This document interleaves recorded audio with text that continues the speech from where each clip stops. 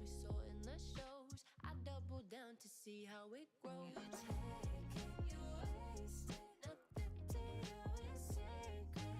Get out with the pages read out. Gave you my days when I was not so jaded. You went and you played. Hello, hello, hello, hello. That was really loud for a second. Jesus. How is everyone today? How are we all doing? I was just adjusting the current activity notepad because today we are going to finish up the zombie AI because I've been doing a lot of research into it recently, like in the past week or so, because quite frankly there's still a lot of things I don't fully understand, but after asking for some help here and there, I got some really good tips and tricks to really like take into account, like more like a mindset when you're making AI. And because of that, I feel a bit more confident to continue with this again and to, you know, to really finish it up and close it up today, or at least for a first version, right? Like at least where we get to a point where all of the functionality that we need the zombies to do, that works, right? That's kind of the idea. So that's what we're going to be doing. All right. Hey, Jago, how are you, buddy? How are you this fine pre-Christmas weekend?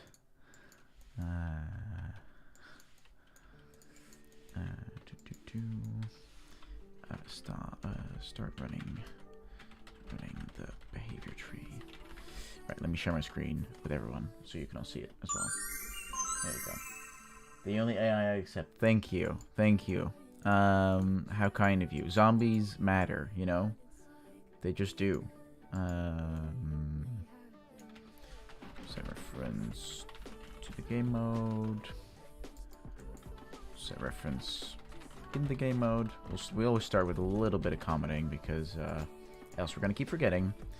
Set the enum AI state BB value to the base value. I just played Death Stranding, but so far in 1 hour I've played for maybe 10 minutes and watching cinematics the rest of the time. And here's me thinking that Metal Gear Solid had a big problem there. But good old our boy Hideo has outdone himself. He's decided that he wants to make movies with interactive elements. Yeah, I couldn't get through Death Stranding. I was like, okay, I mean, I guess, like, in a way, it's out there, it's a little different. But is it, you know, is it some kind of masterpiece? No, I don't think so. I don't think it is, right? Other people disagree, of course, and that's totally fine. But yeah, I don't really think it is. So I also figured out the reason why, and I don't even know if we did this on stream or not, but initially there was a bug where the AI wouldn't speed up. Like, no matter how I set the movement speed, wouldn't speed up. Turns out that it was because I was resetting the move to node constantly, which meant that, you know, it had no time to speed up. Personally, clunky controls are icky, yeah. I ran off a cliff first time I ran. Yes. And, you know, there's spaces in which it's possible, you know, if we take a look at games like Quamp or the Bennett Foddy game, I can't remember the actual name of it, you know, there is gameplay there. But most of the time, unless your purpose is to create funny frustration that way, it doesn't really pay off, in my opinion. I always find it a bit okay, you know. There's a reason why we've done things the same way for movement for a very long time. Trying to reinvent that wheel is almost like actually reinventing the wheel, right? Where it's like, hey, Prestige, how are you doing, buddy? Trying to reinvent the wheel of movement, basically, is, in my opinion, just not worth it, right? Someone, at some point, some indie game is going to come up with a new way of movement, and then, you know, we're going to see, oh my god, this is amazing, why did we never do this? And that's fine. But personally, I don't think AAA is the place where that'll happen. And so I don't think like Death Stranding. Does it thematically fit? Sure. Is it the best experience? Probably not. So yeah, but that's just my opinion, right? That's I'm sure that Hideo has his own opinions about that as well. So based on the current AI state, set the correct walking speed. And that's everything else there, so that's all fine. Okay, so let's go to our behavior tree. So there's a few things, right? You got a fever. I'm put up really good. Traveling home on Monday. I'm so excited. Where's home taking you? Where's that going? Yeah, I hope you feel better soon. Fever is not great ever, so I'm sorry to hear that. We have a problem that when the AI is investigating, I'll show you guys. So when our AI investigates, let's say over there, and then whilst he's traveling, we want him to go over there. He doesn't do that. He's like, he doesn't really care. So he's gonna go over there. Oh, she breaks. Anyway, but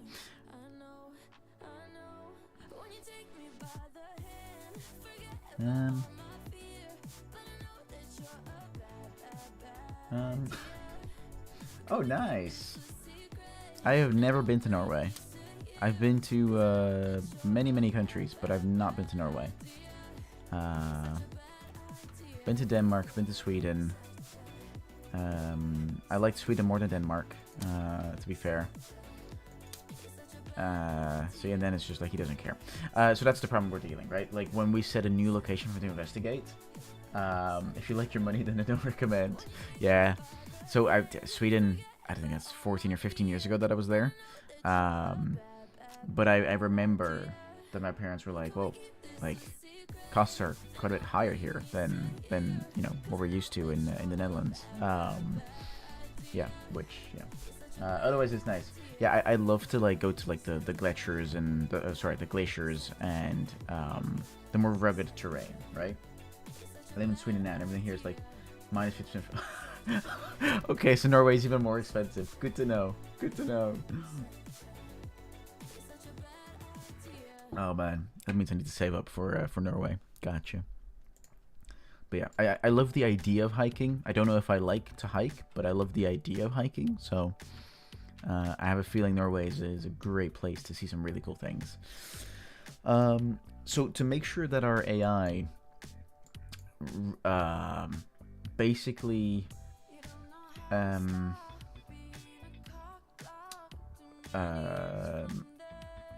basically picks up on the new sense location when a new one is set, we need to make some adjustments. I think. So I believe that we need to pull this down, and off of here I need to make a selector, and that selector goes past all of these basically. But I basically want to say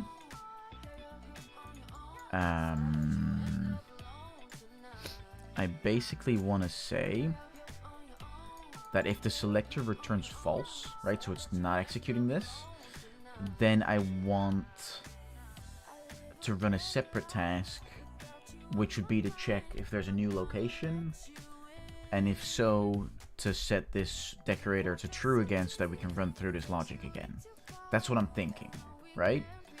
But for that I need to make two things, right? So first off, Blackbird key, a boolean, new sense location, right? And then in here, if I understand this correctly, we can have a Blackboard condition. The observer aborts itself, and the Blackbird key is a new sense location. If it's set, so if it's true, then then this would abort, I think.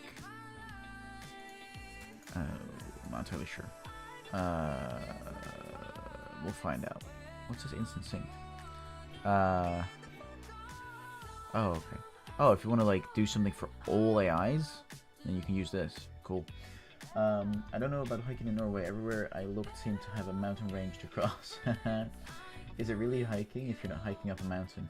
Yes, that's what I'm thinking, right? Like, I love the idea of putting on these big like mountain boots and just taking like a backpack of like food and stuff and drinks and whatever.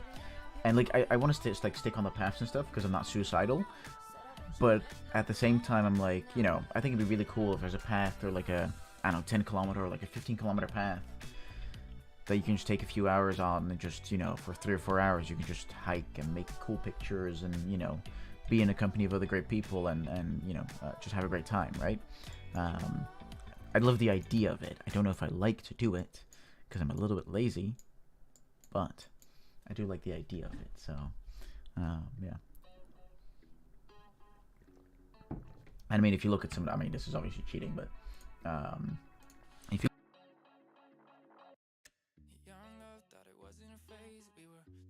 look at some of the pictures, you know, like look at like there's a platform that you can go to and like look at that. That is incredible, right? That is crazy, and I'm sure you know, seeing as we've got Finland representatives here, like this equally looks incredible, right? All of this stuff looks amazing. But I think it might actually be, well, I'm not sure actually. In terms of distance, maybe it's cheaper to go to Norway than to Finland, but maybe Finland is cheaper just in general. I don't know. In Finland, hiking is going through forests. We don't have even a single. What do you mean? I see a mountain right here. Multiple mountains. You're lying. You're lying, Jagu. You've been caught. Oh, this is still Norway. Why Norway wants to give Finland a mountain. How kind of you, Norway. How kind of you. That's very funny. That's good. Alright, so then we would need a new task, which would be called check for new sensed location. Event, receive, execute. And then we want to make sure that we ourselves still exist. So we want to cast to AI, master AI. If it fails, finish execute with a failure.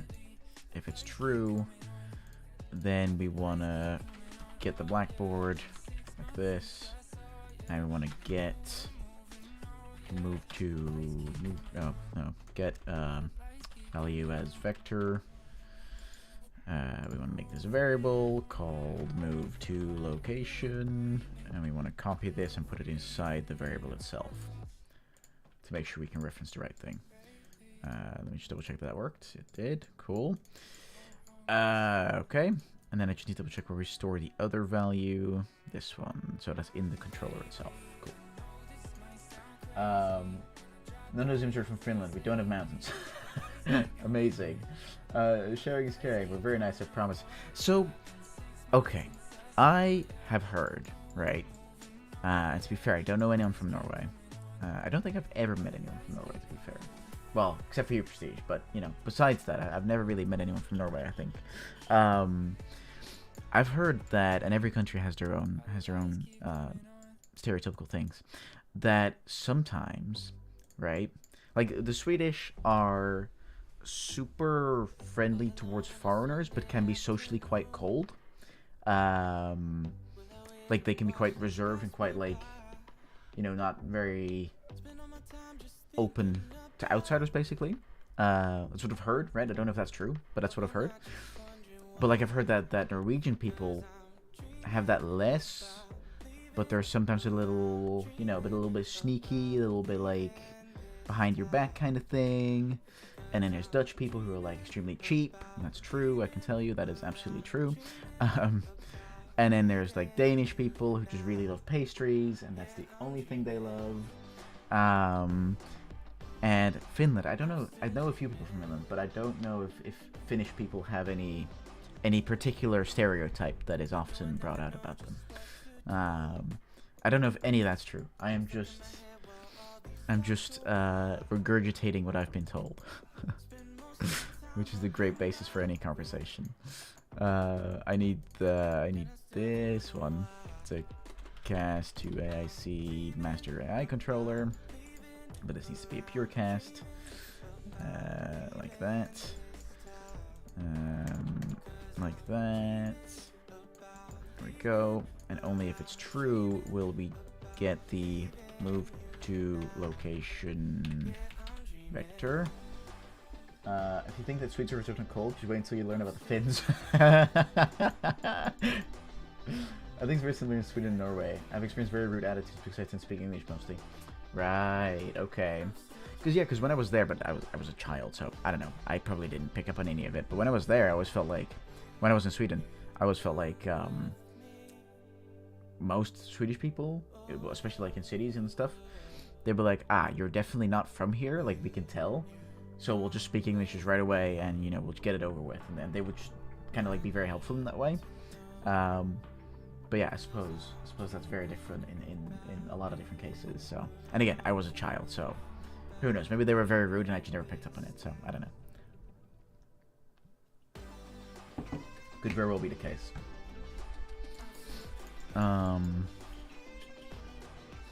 Yeah, most younger people speak English and are super nice. Right, right. What am I checking for? Oh yeah, I need to check if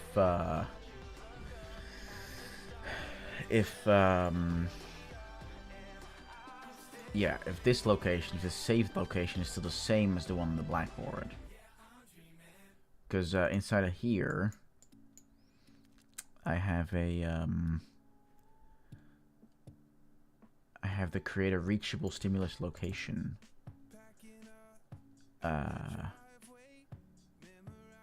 thingy function. That's it. That's the name. Yes, which means that this value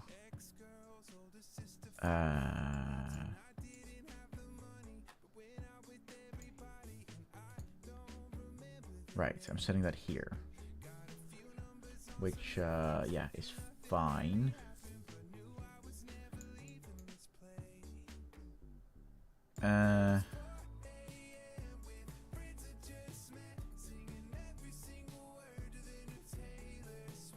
Well, no, hang on. Hang on. Set value as bool.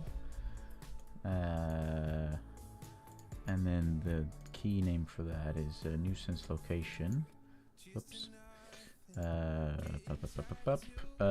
New key. No, what? What is it? New sense location. Sorry, I'm an idiot. The new glasses are not helping with reading. New sense location. Set it to true.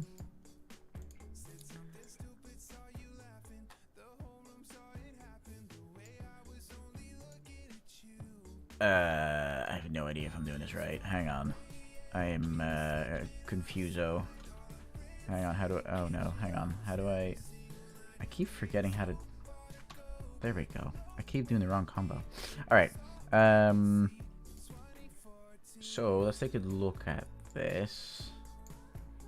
Let's just see what happens without the extra task. Hang on. So, go investigate. It says no because it's false. Yeah, it doesn't allow it. Which needs to be the reverse, basically.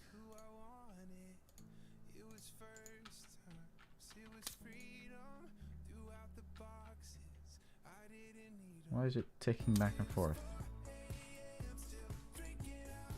Set AI walking speed. What is it trying to... Why is it aborting back up to the route?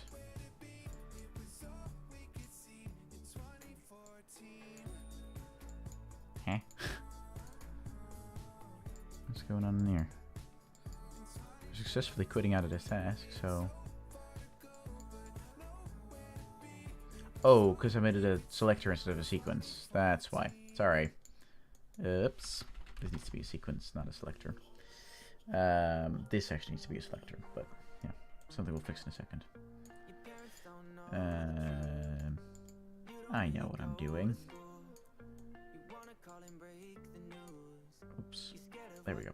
Sorry, I got completely distracted there. But yeah, there's like so many countries that like have their own little stereotypical things. But I still just want to visit all of them and just, you know, see as much as possible. I do like traveling. Alright, let's try that again. There you go. Whoops. He's moving. And he's patrolling again. He's moving.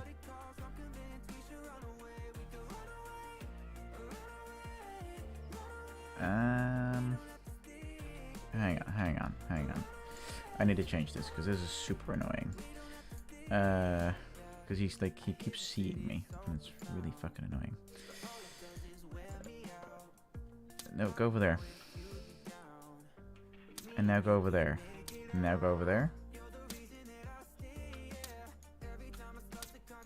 No, he does not give a shit. Okay, but that might also be because I'm still doing a timer somewhere. Yep, in this one. Let's make this bigger. In the event graph. Oh no, I'm not setting the timer anymore, so I'm not doing the timer.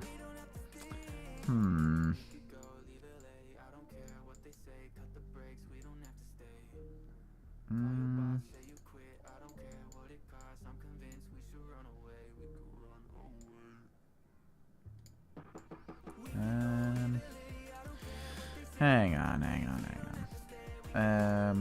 Because when we, in here, when we check if it's the hearing sense that have been triggered, which is the case when we're firing a bullet, we set this to true. So I'm just going to put this on my second screen here so I can see it a bit more clearly. If I were to make him go over there, it's never set to true.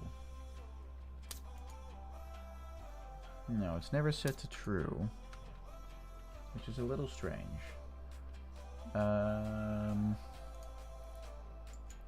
Because I know I don't need this. I'll keep this up for now. This one can be open.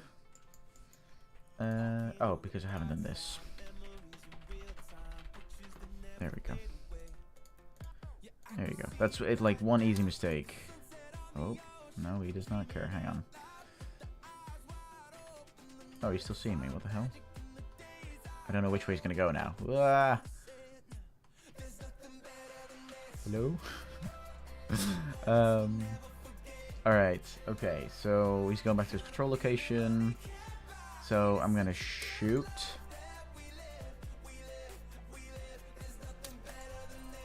Okay, so because it's true, here, I'll show you guys. Because it's true, it's saying I can't go through here.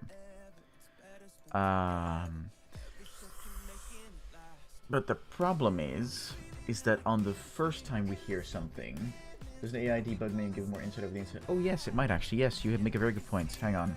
No. Stop chasing me. Stop doing what you're supposed to do. There we go. Right. Oh, hang on. This is so annoying with the debug menu, or at least in my opinion, it is very annoying with the debug menu. Come on. Where are you? Wait, what? I literally fixed this inside of a different project, like, 2 days ago.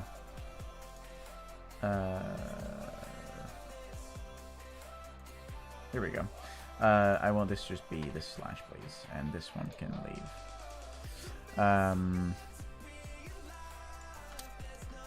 Okay, hang on. Let's leave. Come on, there we go. Right, so I don't need EQS, but I've got AI and behavior tree on. Let's put nav mesh on as well. So right now, right,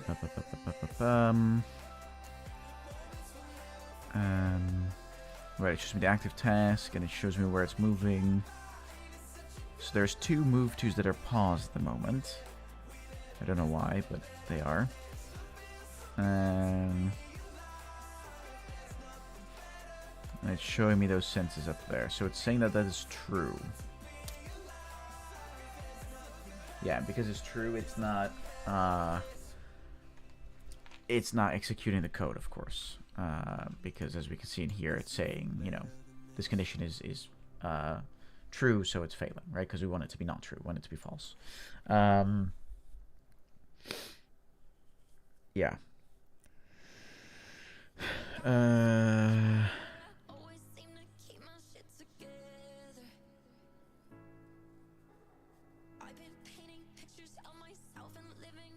Yeah, okay. So what I need to do is oh, hang on. I need to put a task here, which is this one, which is the check for new sense location. Check for new sense location. And then in here, instead of comparing this stuff, the only thing I need to do is I need to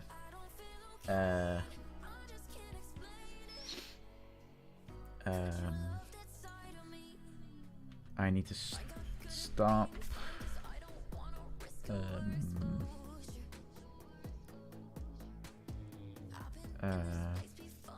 yeah, I need to stop the movement, and then I need to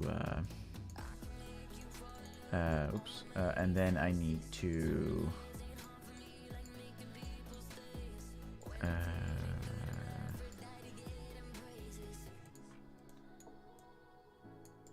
I'll pull this straight up here. I need to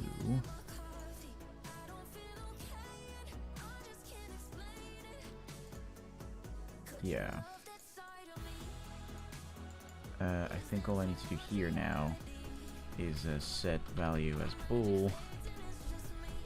Just drag this in there. We'll rename it to the new sense location. New sense location. And then we'll put that in here as well. And then put it false again. We'll put it to false again. Because this then should like cause an interrupt to happen, basically.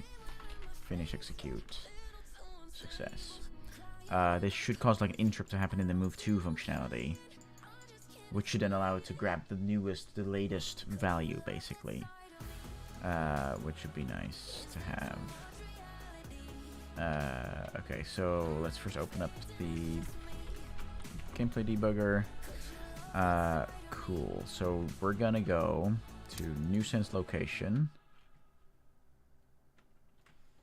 which means it automatically returns false.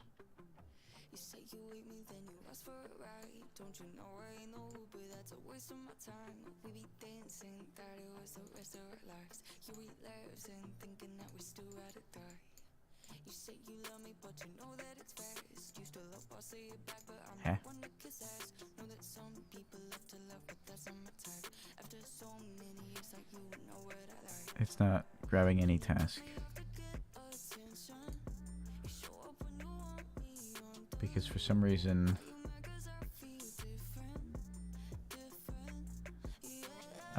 secret nodes execute action from left to right and will stop executing children when one of the children fails. Yes, because this needs to be a selector, not a sequence. Yeah. I said that at like 10 minutes ago, and then I didn't do it. There we go. There we go. This now should work. No. Well, hang on. Let's make this a little easier. Let's just take this guy and move him over here. Okay.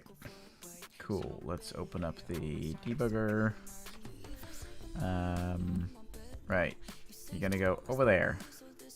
And in the meantime, you're gonna go over there. And then you're gonna go over there. And over there. Oh, the third one didn't work there. And then this one. And then this one. And then that one. And then that one. Okay.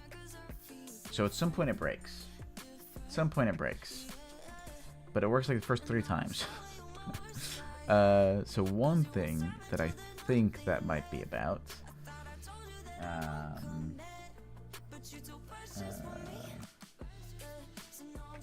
so I believe I did something at some point. Yes. So we'll need to figure that out later, how to make these guys navigate around each other. But yeah, in some cases, like, I don't know where I'm going. No idea.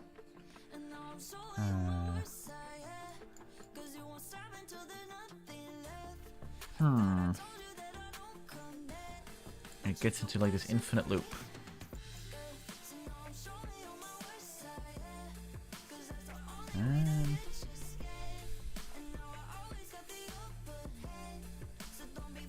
So I think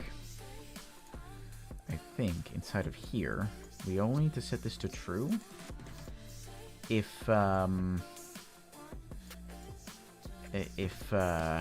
basically the get value as vector, if this vector is not the same as the move to location vector. Are you using the detour crowd control for the AI? I am not. I have no idea what that is. Please feel free to let me know, because I am definitely not. So if these two are equal to each other,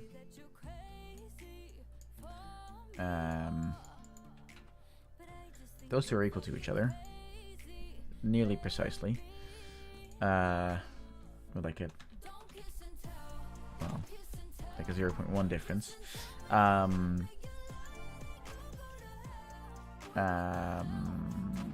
Then don't do anything. If, however, that is false, then we want to set this this boolean basically. It's like the normal actual class, but it has some very primitive avoidance included in the pathfinding, pretty much. Ah, okay. So that would mean that if I put multiple of the same AI into a scene, they would be able to avoid each other more or less. Like even if it's very primitive, like that's how that would work. They wouldn't just infinitely run into each other. Okay. Now this is of course going to return false because it's a new location that we're going to.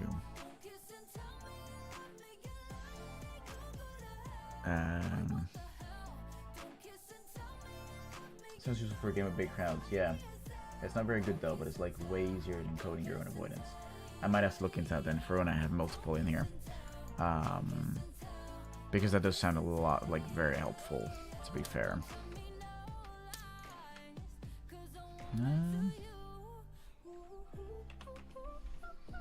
What's she doing? Okay, now it has entirely stopped working. Man. Okay. Now it has entirely stopped working. If these two are not the same, then the new sense location is true, right? Because there's a new location.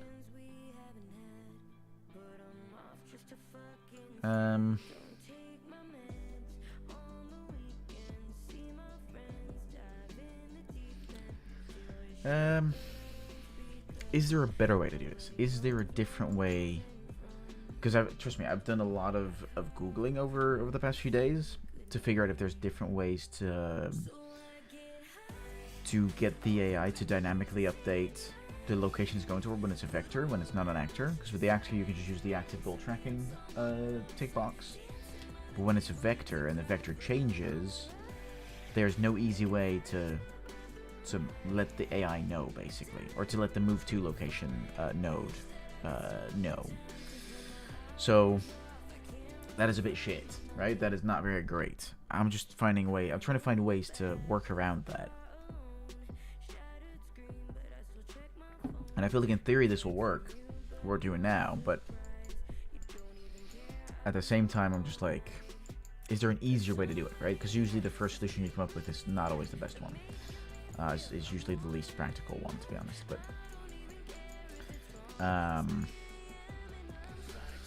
so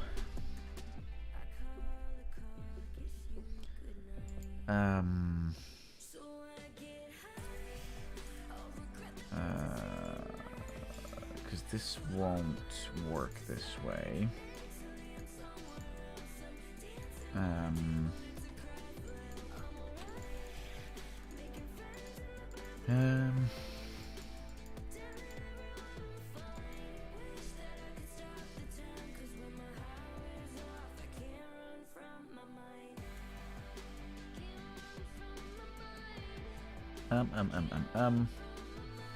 How does one figure this out? Oh, it doesn't even work the way I thought it would. It works in some cases, just not at all.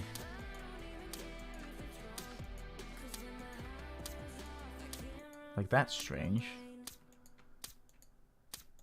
Like, sometimes it works for all, and sometimes it, like, doesn't.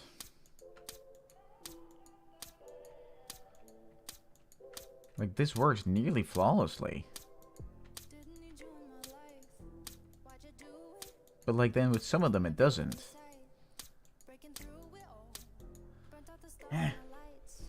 Maybe use a service to keep track of that instead of a task. Isn't really a solution, but might give you an easier way to solve the problem. So, let's dive into services. Let's take a look at that. Because honestly, I'm not sure what they do.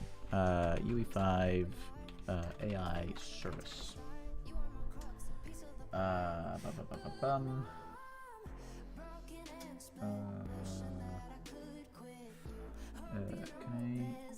do that? Yeah, I can.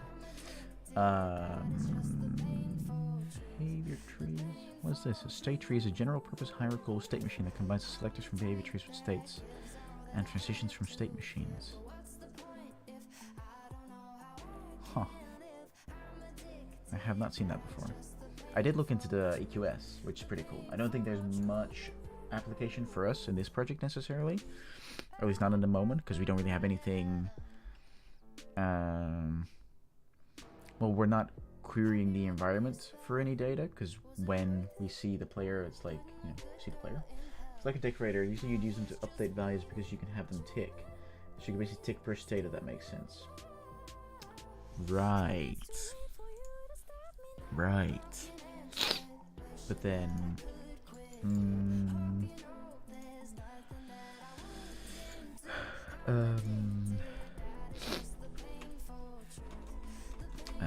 check nuisance location.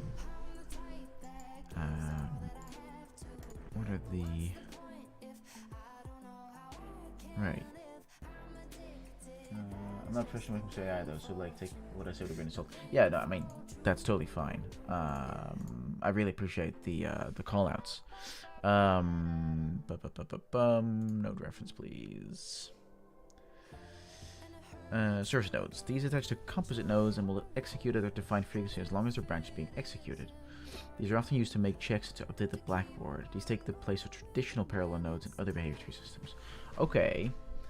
Alright, so in theory, what we're really saying here is I could add this service.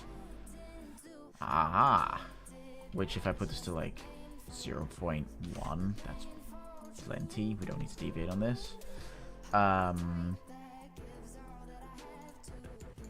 I can basically receive tick AI. Do I have to cast for resistance? Probably. Cast to...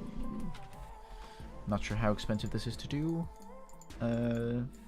Because I know doing heavy stuff on tick is not really a great idea ever. But I don't know how heavy like one cast is on one tick, right?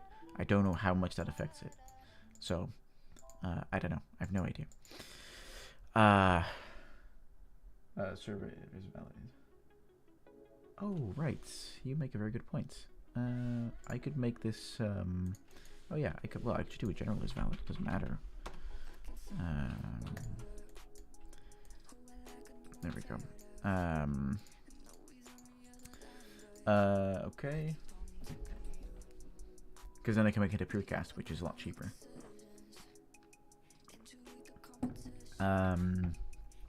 Okay. So I would need to check if from the... and I need to do an extra is valid here. And I can probably just do this both at the same time, because I need them both at the same time. If all that's valid, then I want to cast to AIC this one, but I want to make it a pure cast, because it shouldn't change. After we check that it's valid, it shouldn't change anymore.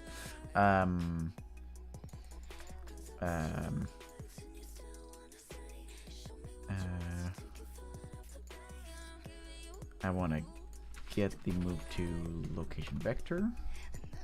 I also want to get the blackboard, from which I want to get value as vector, which the vector I want is the move to location one. Is there a shortcut key for compiling? F7. Cool. I like it. And then I would basically...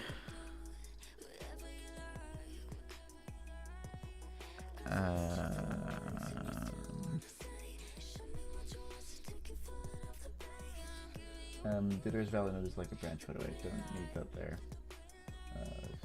Right. Yeah. I could have used the this one. Either or. Yeah. Either or is fine, I think. Or at least in this case, anyway. So now.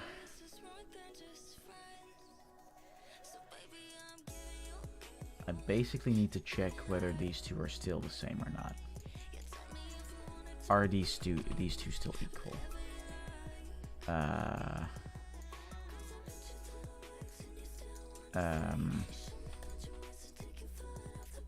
Because if they are, because there's no finish execute here or anything. No.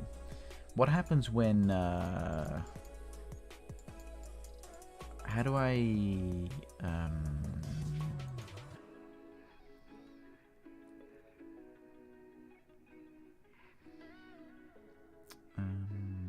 oh, I would set this blackboard condition based on how often I'm checking it, basically.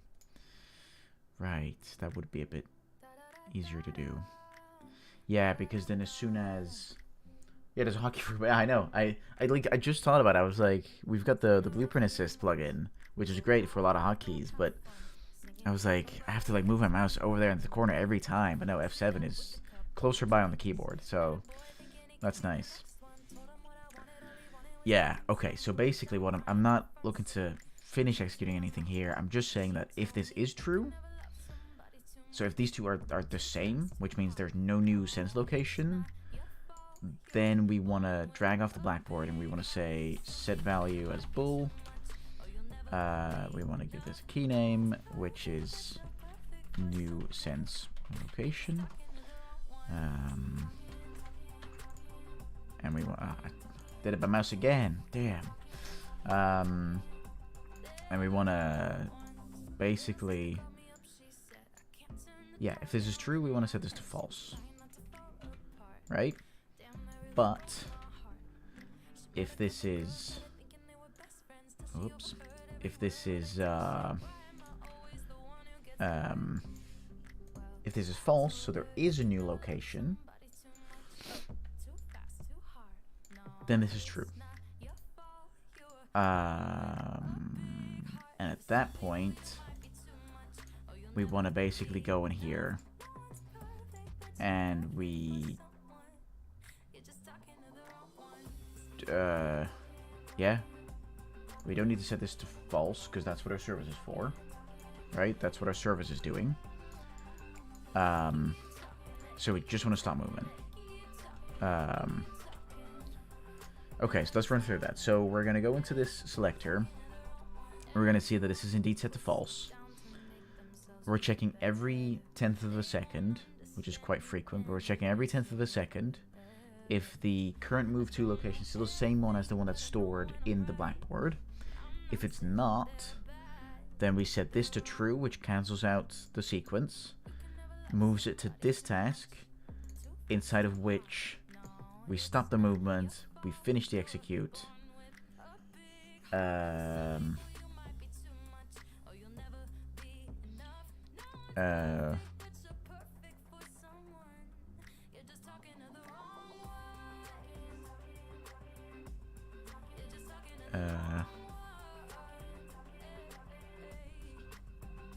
don't think this is going to work, and I think I know why, but let's find out, shall we? Hang on. No, don't see me. Okay.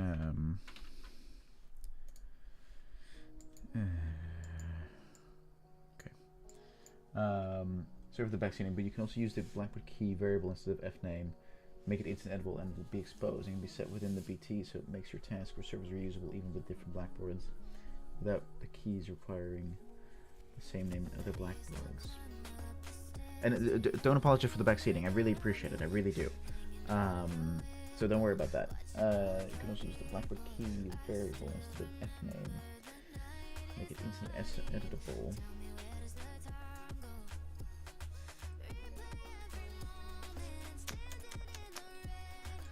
So you're saying, hang on, whoops, that instead of,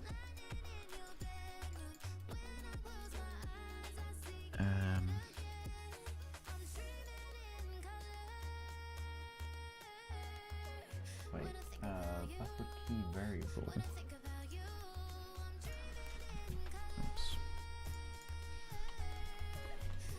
Blackboard key selector.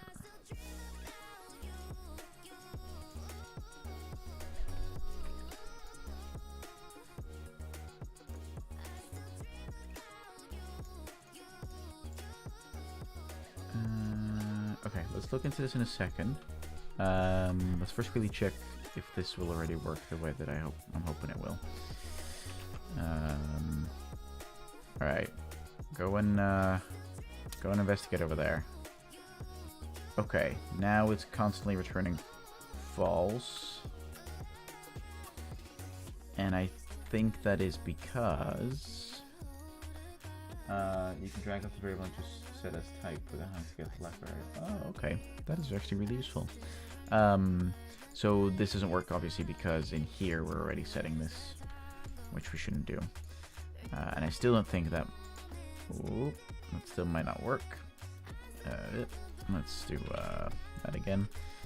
So go there, and now go there, and now go there, and go there, please.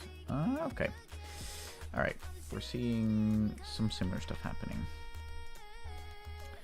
Okay. So we're moving. Moving. Oops. Oh, hello. There we go. Off he goes. Go and investigate over there. Now go investigate over there.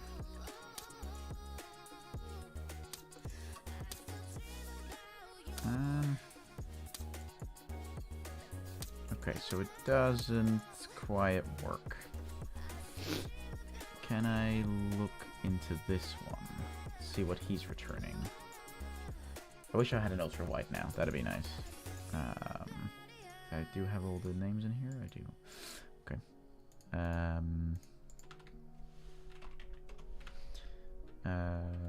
Am I even checking? No, I'm not.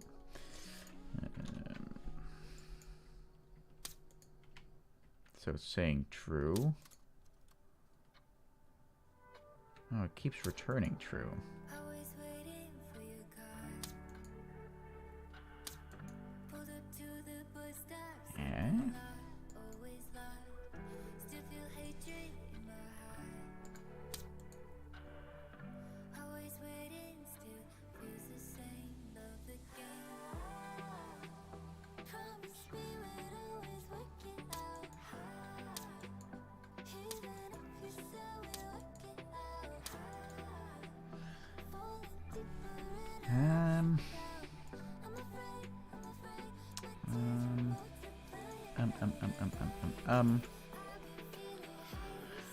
Why is this constantly returning true? Because they're equal, obviously.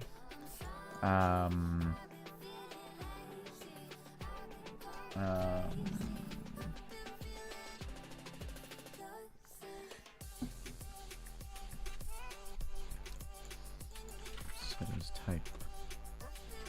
Oh. Oh.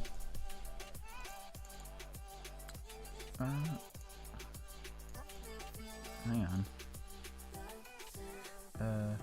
Oh. That's really useful. That is super useful. That saves a lot of effort in terms of like forgetting to put the name inside of the name variable. That's actually super useful. Does this also work the other way around? Get value. Ah, that is much better.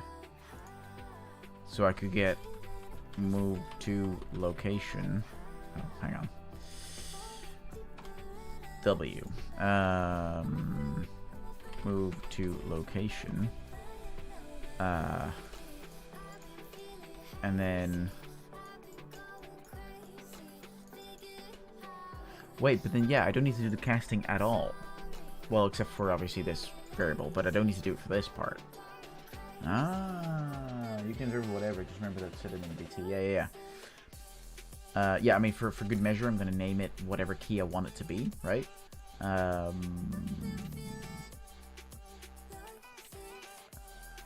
But yeah, I could make WW. I could make a new variable called new sense location, right? And I could get that, and I could say set value as bool. And I could copy this over once, like that. Then I could remove these guys. Off of true, off of false. And this guy into here. And then I just gotta set him inside of the behavior tree base. Oh, I need to set it as instance eligible. F7. And then the move to location is a vector. Is the move to location, and this is the new sense location. Yeah. Okay. All right. Improvements. It's the small stuff that matters. It really is. That's really helpful. Thanks for that. I'll change that in the other blueprints as well soon. But I first need to figure out why this is always returning true. That's the first thing I need to figure out, and I think I know why it is, but I need to be triple sure. So I think if we take a look at the move to location, we see that it is not ever, well, it is constantly resetting basically, but we are inside of the controller. We're trying to set the value inside of the blackboard, right? If I were to disconnect this, then I think it's going to work.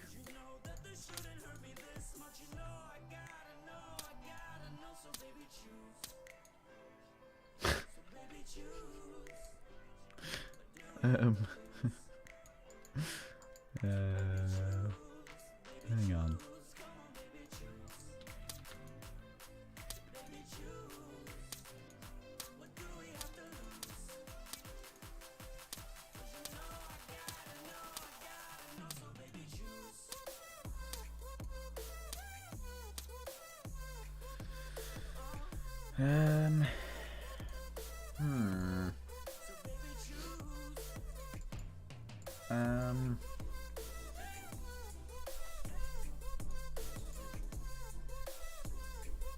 Is the check for new sense location, we say stop movement, and then we finish the execute basically.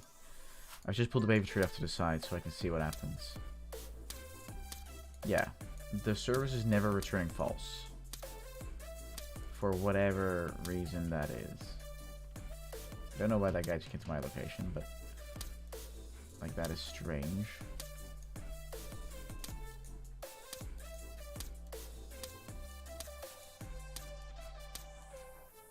Stop that craziness.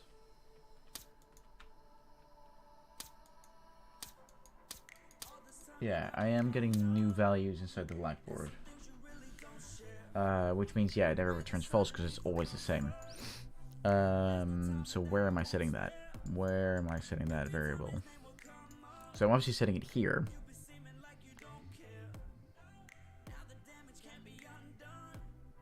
But I need to.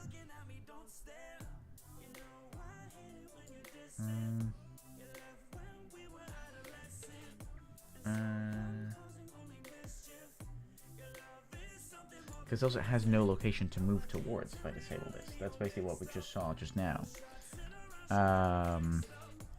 Like what we see now, if I just put the blackboard, sorry, the paper tree on my side, then it's like, yeah, it's not the same, so I'm constantly checking for new sense location. I'm constantly stopping the movement, basically.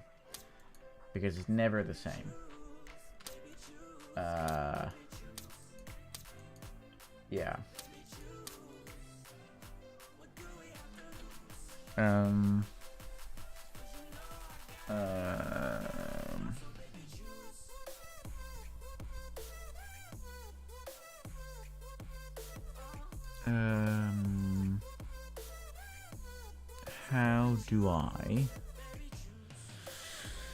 How do I fix this? How do I fix this?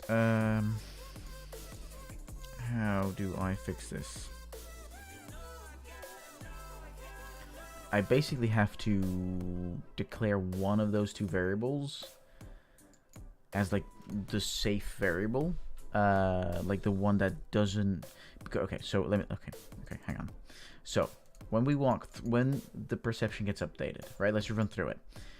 We check, we break the stimulus that we receive, and we get the stimulus location, and we say, okay, let's make sure it's a reachable location, right? Because that's not always the case. Based on that, we get a random reachable point in radius, right, where the original stimulus location is the origin of that point, and we have a radius of 200 around it. As long as it can find one, it'll set this value, right? This is the first value we're comparing with, this one, right? However, after we go through that function, we check for some other things just to make sure that it's the player and whatever. And if it's false, then, you know, we stop stuff from happening. But if it's not, if it's true, determine which stimulus is updated. So we check, okay, was it sight, was it hearing, or was it damage? Now, in our case, it was hearing. So we go into here, we invalidate the timer that's going to reset everything, and we're saying, okay, you need to go and investigate because you heard stuff. And this is the location you need to investigate at. So, because the vector we had earlier is now being set as the blackboard value,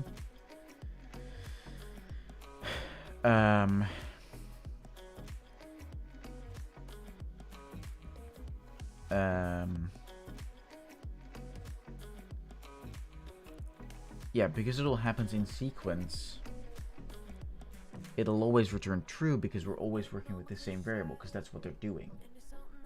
Not a clean solution, but you could make a variable current target location that gets set when you call move to variable and check if current target lock. Yes, you are entirely right.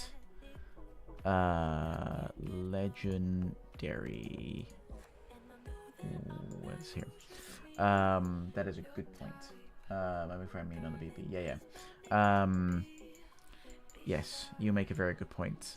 I need to change this move to location, the move to logic anyway, because it's really messy.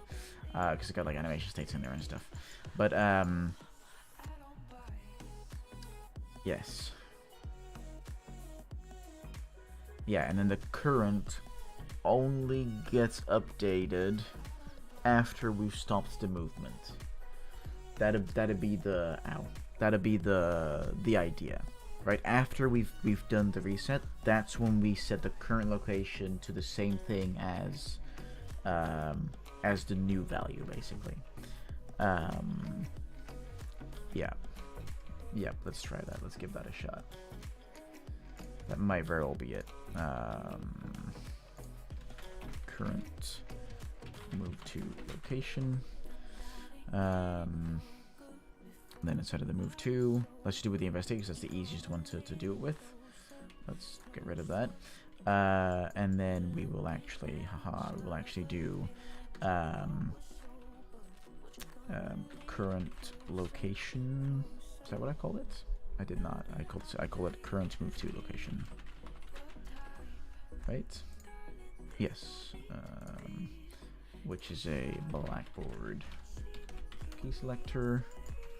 And then from there we say set value as vector. Make sure this is as instant editable. And we do this, and we do this. Yeah, because then that basically gets saved, but only once, right? As soon as we start to move to, that's when it gets saved. That's a very good point. You make a great point. Prestige. Cool. We shouldn't do this on update. We should, actually, yeah. I think we can only do it on update, to be honest. This is not an update type thing, but, yeah. Cool. Okay. I can tell if this is on the controller or palm, but the Blackboard key selects only work inside BT task services or decorators, as far as I know. So this is inside of a task, right? So this is inside of the so this is inside of the baby tree task right now. Yeah, it's my bad. I tried to make like one task that I could use for like everything, and that was a mistake. It was a mistake to try to put a lot of functionality into one thing. That was not a good idea. That's also where you've seen like stupid stuff like animation states being set here. It's not smart. It's not very smart. Okay, so we've done that. And then the service needs to check between, so not this one, right? Instead, we just need the current move to location. You're also instance editable. And then we need to get Blackboard value as vector. I lost track of my things there for a second. And then I just got to set this up inside of here. Current move to location is this one. Same here. Current move to location. Okay. Okay. I'm going to pull this off to the side. And here's hoping. I'm also going to move the service to the side so I can check that in a second. So we're going there, and then we go there. We go there, we go there. Okay, it still catches into a loop, because...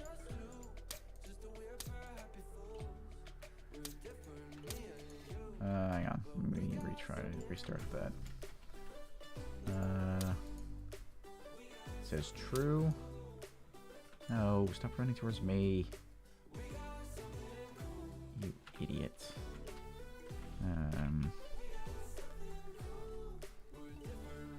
Go over there. What? Go over there.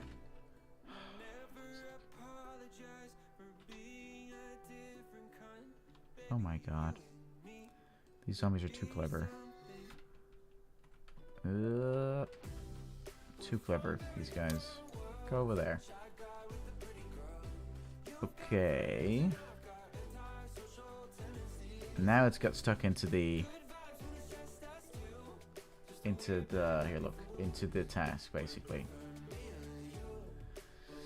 And that's probably because, yeah, look, the current move to location is 0 and the move to location is something else.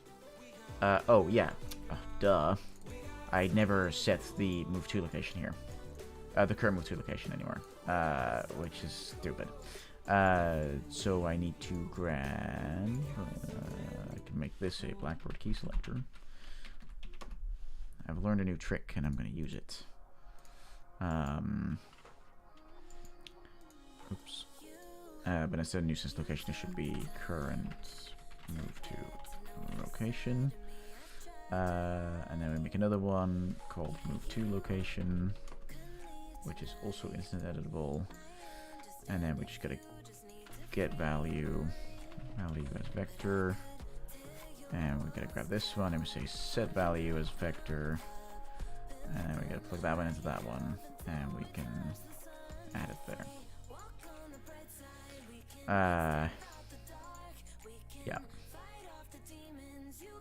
Yeah, and with this one I can just do the isValid check.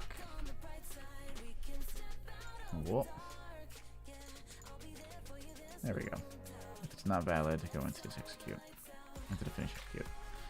Cool. Okay. Okay. I believe he said that here it'll give us the same issue. No, I don't think so. You want to set the current move to right when you call the move to function. Yeah, that's so that's what I'm doing here, right? So as soon as the investigate location one triggers and we start the move to, that's when we get the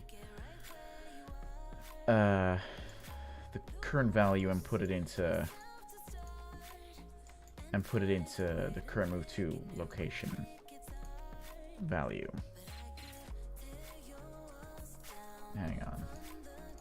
I see what you mean, I think.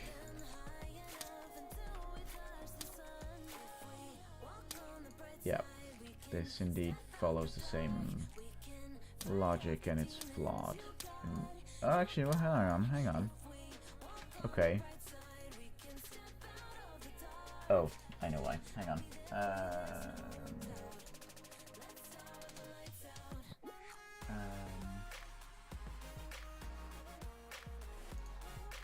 Yeah, hang on.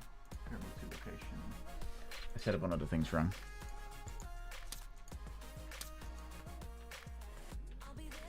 Okay, so right now we are in an infinite looping state.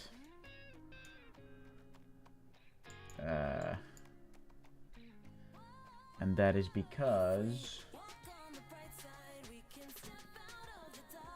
we are not resetting the new sense location decorator.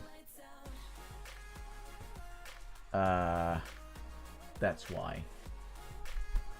We're getting closer. I can feel it. We're getting closer. New sense location.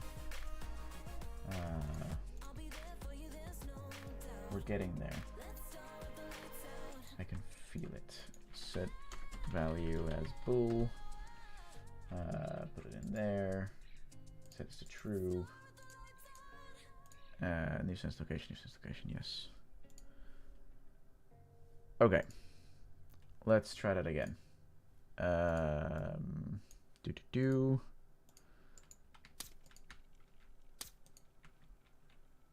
No, that still introduces the same issue.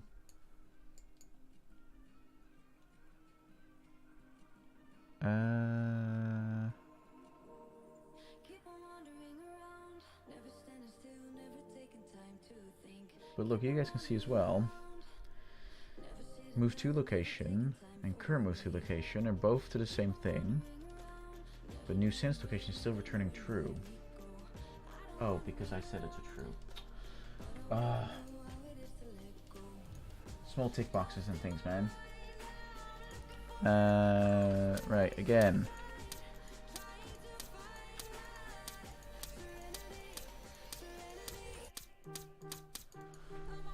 Yes!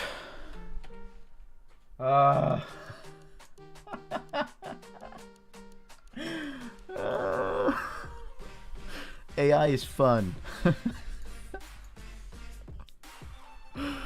Oh my god. Thank you so much, Prestige. You're a legend.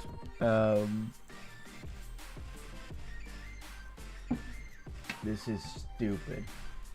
Oh man. And like, I wonder what the reason is why the move to location node doesn't allow, or doesn't like natively check for whether or not the value it's being fed gets updated. I don't know, maybe that makes it more confusing. I don't know, but I'd love to know. Nice work. I mean, it's mostly down to you. It's really mostly down to you. And also, this trick is really nice. It's really neat. It also gives it a nice overview inside of the behavior tree, I feel like. Because obviously, you know, there's not too much information you can get from here, but if something goes wrong, then instead of having to find it inside the variable itself, you can just find it here.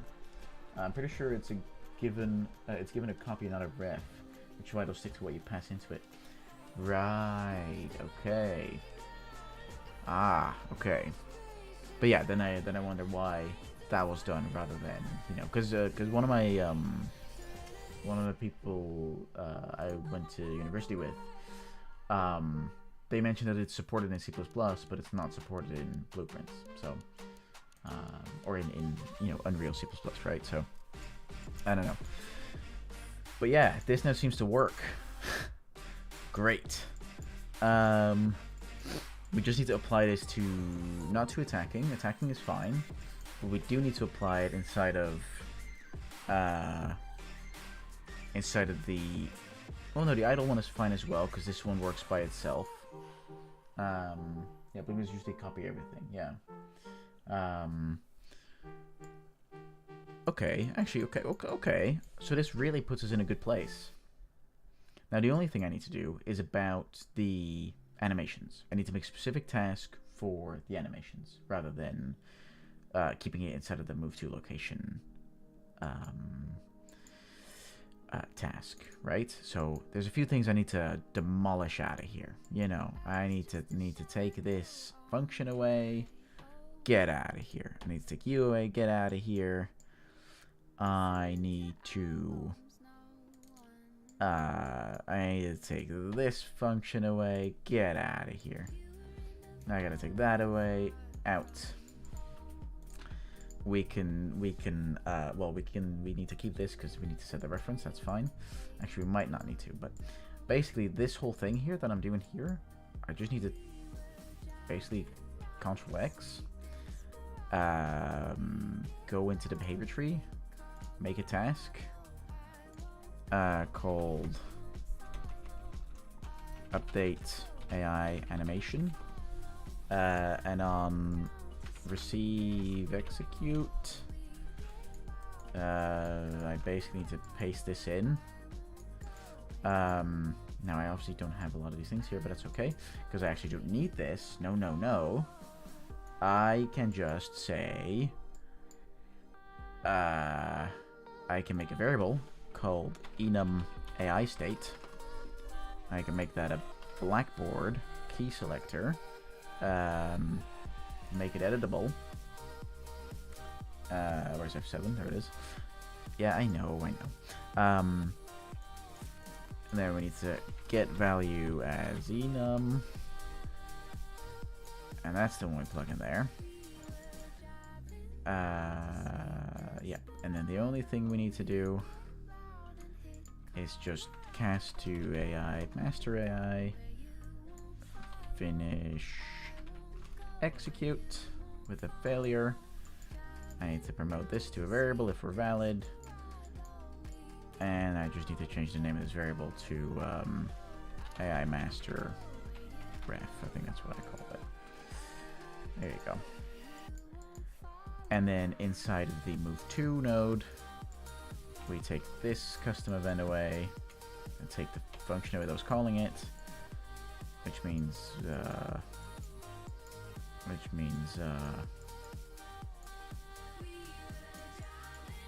hang on, I demolished it a little bit too much. Update move to, that one needs to stay. But then inside of here, I can take the animations away. I can also take the timer ones away because I don't need those anymore, because there is no timer anymore. Get out of here. Oh, it feels so nice to cleanse all of this. There's just one big cleansing going on. I'm pretty sure this is how optimization is done in AAA. We don't need this functionality here. Get it out of here.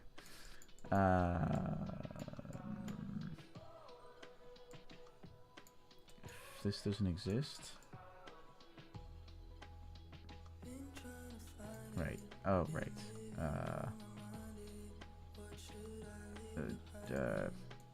It needs to quit out without success. Alright. There we go. Much healthier. Now, let us see. Am I still using any of this stuff? I am not. Which is great. And this one, am I using this one anywhere? Oh, I am. I am. Where am I still getting this? Oh, but haha. Nah. Hold on. Meanwhile, you don't really want to copy in C++ since it wastes memory, but it's more dangerous. Gotcha. That makes sense. Enum AI state. Oh, it's already there. Oh, hang on. W. Because we're winning. That's why I'm using W's. Enum AI state. Instance editable. Get value as enum. We're learning so much here. We're learning so much here. It is amazing. I love it. Right, there we go. Let's compile all of that. Let's go for these results again. Right, we're still getting it here, which is fine. This, however, is not fine. We can just plug this straight into there. And then, for this one, we want to make another one called move to location. Oh, hang on. Make this a big W. There's already a W, damn it. Make it a double W. Double a W. Move to location. Instance editable. Get value as vector. And then I just got to set them all up in a second. Oops. And then I also got to do this. There we go. Can't forget that. And then this stuff is all fine.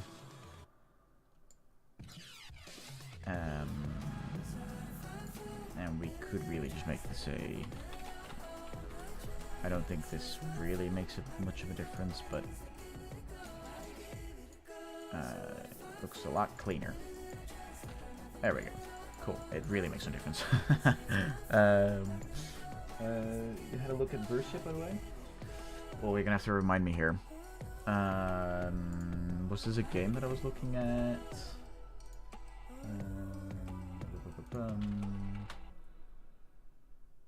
I don't think it was. I can't find anything under that name. Can you remind me what it was? I quite honestly forgot. Oh, right. No, I have not. I have not. Let's find out what this is. First scripting language. The metaverse programming language. What? Anything that has the word metaverse in it scares me. Like, inherently scares me. Epic Games is extending its metaverse campaign into the world of programming. The Unreal Engine developer has launched Verse, a new Web3 programming language for the metaverse. Although some metaverse platforms are based on Web 2, the main underlying technology to access to dealing with 3D virtual space with immersive interactive worlds is Web 3.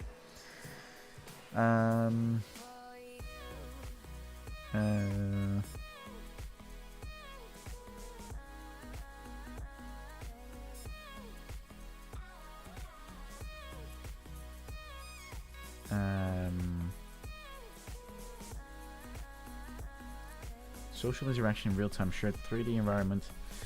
The language will support an open economy governed by rules without corporate overhead. The open source product will be available to artists, designers, and programmers. Verse also aims to support interoperable content with live updates of running code, while leveraging the operating standards of multiple game engines, including Unity. Oh wow, that is a big boy move. I really look at it, find it confusing. It's more like math than programming. Yeah. So personally, and this is entirely my own personal opinion, I don't think that oh, if it's a link that you send, yeah, they get filtered out. Send it to me in DMs or on Discord or something, then I can take a look at it. I find anything to do with metaverse, Web3, all that kind of stuff, like, inherently is flawed. Right, Benyu has an article, right. Yeah, I find it inherently flawed.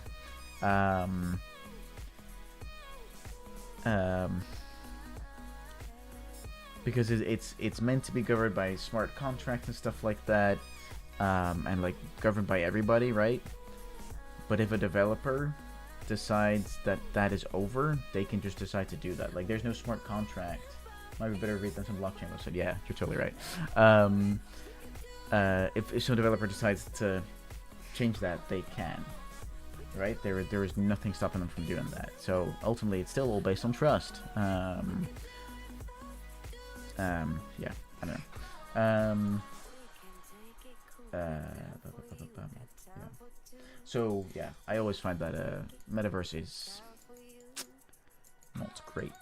Not well at the moment. Just not at any stage to be seriously considered for anything sensible, really. So okay, set. No, that's walking speed. Hang on. What was the other one? Oh, update AI animation, and then the enum state. Whoops, the enum state was this one. Can move to location, enum AI state, move to location. Nice. I think by metaverse they mean Fortnite creative, by the way, since that's what it's for, as far as I know. Right, that makes more sense. Like, you know, of course there's going to be, there is going to be valid applications of a metaverse that will work, and that will be fun to be in, and that people will spend most of their time in. I just don't think that has anything to do with what's it called? With like decentralized economies and governments and all that kind of shit. I think in the former games, sure, it has an application, but anything beyond that is you know, is futile at this point. The upside I could see would be to enable it for monikers. Yeah, that'd be cool. You know, it's basically forcing everything to be open source, which is cool. That could be very helpful. But yeah, I don't know. I'd have to, like, personally, I'm happy to be a skepticist and just be like, okay, I'd like to see it before I really believe it. So, and so far, I've seen a lot of things that lead the other way. So, you know. Oh man. Okay, will this still work after all the demolishing we've just done? No is the answer. Oh, I know why. Hang on. I know why. I forgot. We first need to rotate, then we need to set the walk speed, and then we need to update the animation. Inside of which we need enum AI state. And then in here, we need to find the location, we need to set the walking speed, we need to rotate towards the destination, and then we need to, well actually no, in this case we need to probably do it beforehand. Update AI animation. Like that. I am very much against the current way blockchain and metaverse. Yeah, no, I have the same thing. Just everything, oh man. Metaverse seems to have some genuine non-crypto bro use cases from a quick glance. Yeah, and that's nice. Like anything, like I guess metaverse on its own, it's not a new concept, right? Like we've thought about this. There's plenty of sci-fi literature that has talked about this for years. Hey, PFX, how you doing, buddy? We've talked about metaverse quite a lot in terms of the past 50 years, probably, right? This is not a new concept. It's just that crypto bros got their hands on it. And they were like, come to my metaverse, bro. It'll be like infinite money or something. And the only infinite money that was going on was these crypto bros putting all of their money in and then saying like, look, the line goes up, right? You have to buy in now. And people did. And then these crypto bros got their money back, and now all these people got their money in there. And how are they going to get it out? They're not. So value tanks, people lose their money. It's crazy. So yeah, metaverse on its own, cool, awesome. As long as crypto bros don't touch it, it's fine. So yeah, doing good. You're working on a compiler. Oh, you're still working on the RTS, right? The RTS tower defense. If that's wrong, I'm sorry. I have a really bad memory. Let's see, location. I have a ridiculously bad memory. Current move to EMAI state and to location. Cool. Off topic, but seeing James Corden testify against SBF against crypto was amazing. Wait. How is James Corden involved with SBF? I have not seen it. I have not seen this. James Corden testifying against SBF.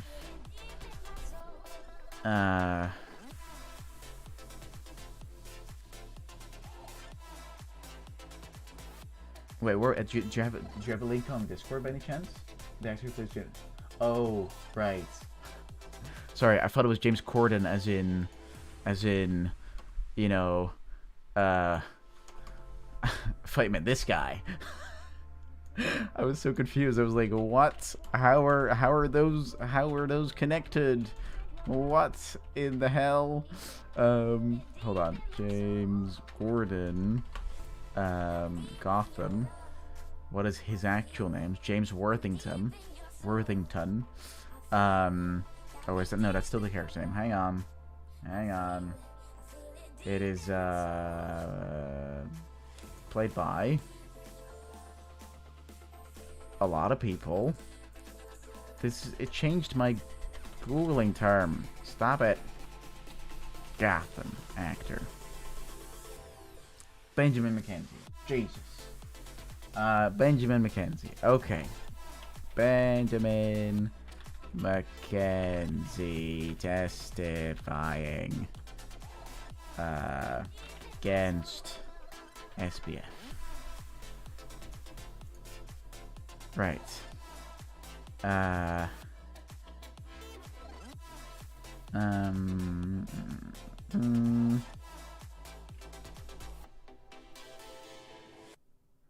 here it is.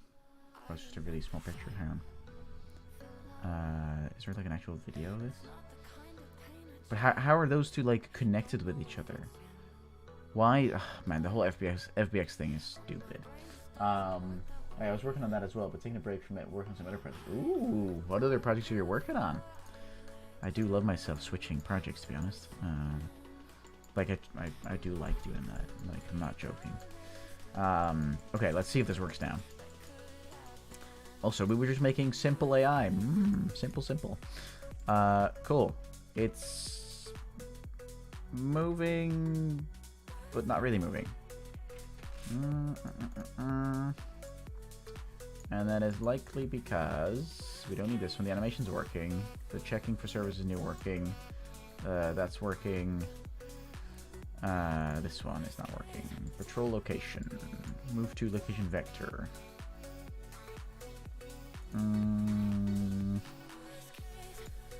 Find references. We're just getting it. We're no longer setting it anywhere.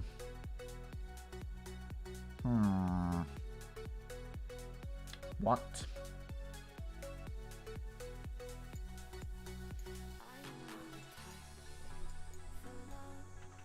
Hang on. Find random patrol location. Move to location.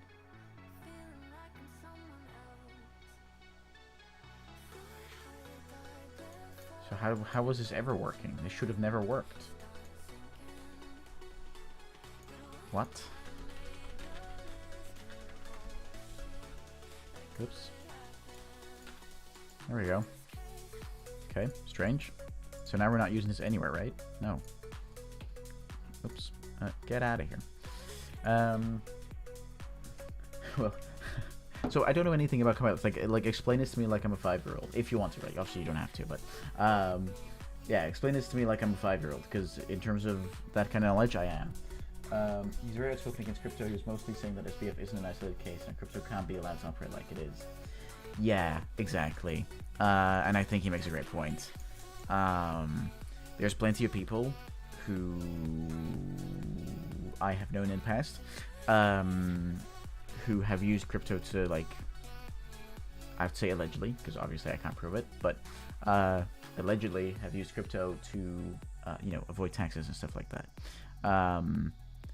Because there isn't a tax office in the world that has the time or the energy to be able to track down, and that's kind of the whole point of crypto, to track down who owns what crypto, right? And so because of that, people can move money around, and oh no, there it goes, and it's gone now. It's now turned into crypto, and that's it. It's gone. And I think that's horrible. I really do think that's horrible.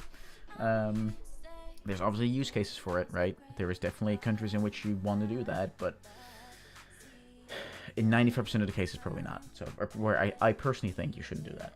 I'm making a new program. Okay, nice. I understand. Thank you. Any particular type or like problem you're trying to solve with this new programming language? Is there anything like that to it? Also, this should work now, he says confidently for like the 56th time.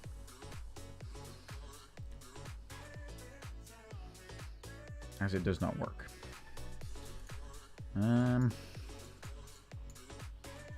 Oh. Haha. It does work. I just never finish execute.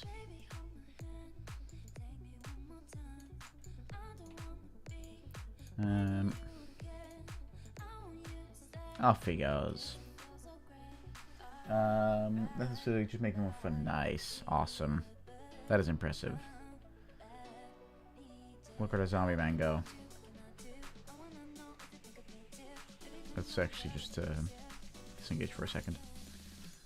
Oh, look at him go. Okay, well, whilst waiting, we don't actually set it to idle, which is a bit of a problem, but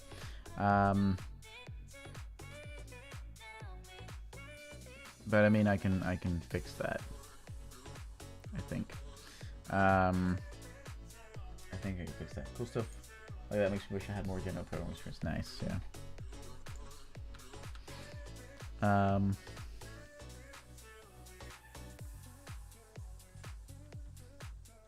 I need to fix that. How do I fix that? I fix that by when this completes.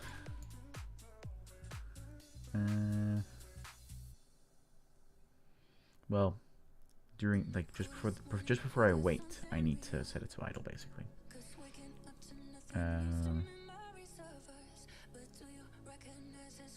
So I mean, in theory, I can just say but this would defeat the entire purpose of what I'm trying to do.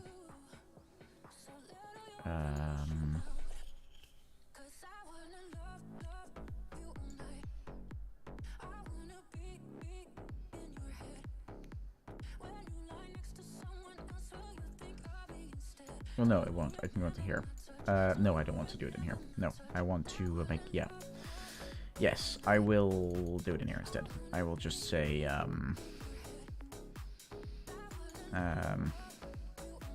yep, I will do a, enum AI animation state. Enum AI animation state. And I want to make that editable too.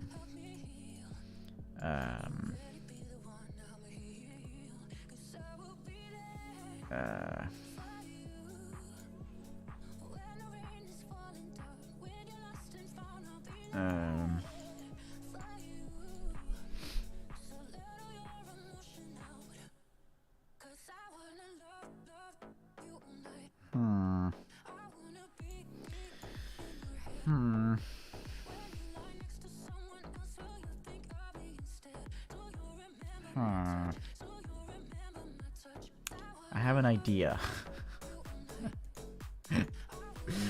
I have an idea. God damn it. AI state. Add an enum called idle.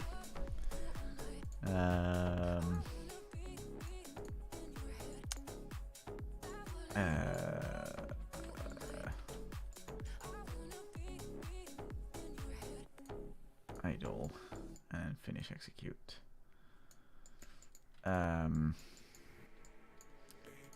This is far from perfect, but so it's statistically typed compiled language. My general goal is to make a language that is simple but usable to actually do stuff. So I'm taking heavy inspiration from Rust and Python. Nice, nice. Accessibility in terms of how easy something is to pick up is super important, especially nowadays. It's super, super important. Because the more people that you can kind of like activate in that way and like get them to understand the process of thinking when it comes to programming, it really helps. Like, it's a really useful skill for people to have. Even when you never like program a thing in your life, in my opinion, it's still a really useful way of thinking. Okay, and then what I actually want to do here, I want to. I wish there was an easier way to format behavior trees. They're really difficult to format. It's really annoying. I want to make a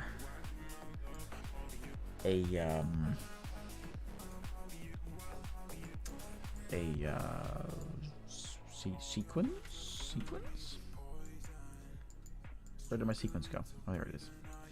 And then I want to specifically take this one, and I want to do update animation, enemy eye state, and here I want a decorator, blackboard decorator. I want the enemy eye state, and I want it specifically to equal to idle. Now all of these weights can basically disappear. All of the other weights, do I have any other weights? I do. But some of those are still relevant, so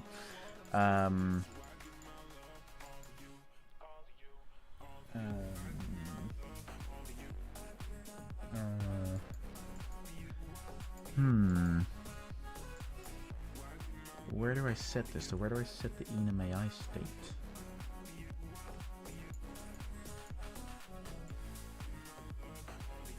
So the base one is patrolling.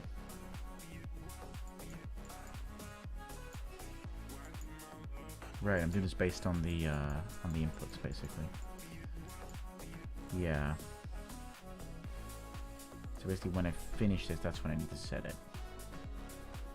Yep. When I finish the move, basically, that's when I need to set it. So I can, yeah, I can set enum AI. Oops. Set value as enum. Sorry. And then the value needs to be number 1, 2, 3, 4, 5. So 4, because it starts from 0. 4. Cool. Then if we successfully finish the move, it'll automatically oh no. Oh no, that's bad. Yeah, well, no, it's fine, but it's not great.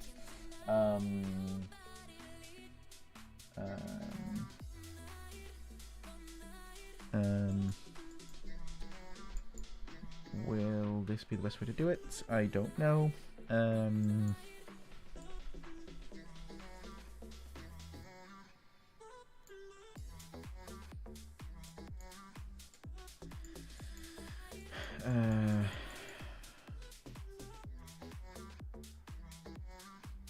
No, I don't think so. I don't know. I don't know. Because if I do that, then it's going to quit out of the investigation tree when it's just supposed to wait, and then it's going to return back to the patrol task. But I guess I can just bully this out, and same with this, and I could literally just go here and say back to patrol, return to patrol. I could do it like that, basically, and then this would just be like a, I don't know, like a 5-second wait plus a, I don't know, 1 second deviation, and then instead of the move 2, I can say just on every, if we successfully finish the move, we can basically go back to idling. We can basically go back to idling.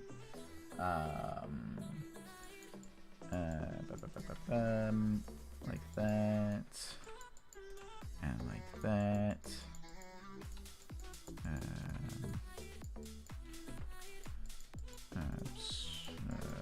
There we go. Okay, let's see if that works. Let's see it happen. Simple. Okay, so he's moving.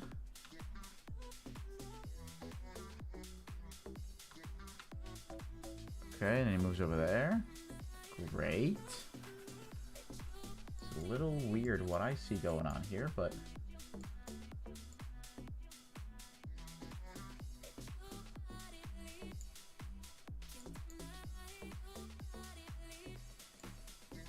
What in the hell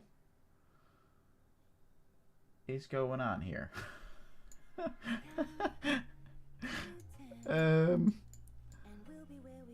If only there was a visually easier way to see this stuff. Why is it executing two branches at this, like two tasks at the same time?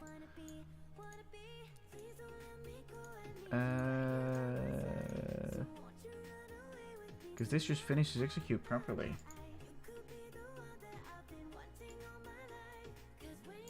Huh?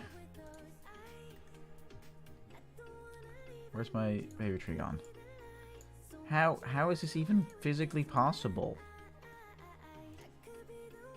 This shouldn't be possible in the first place.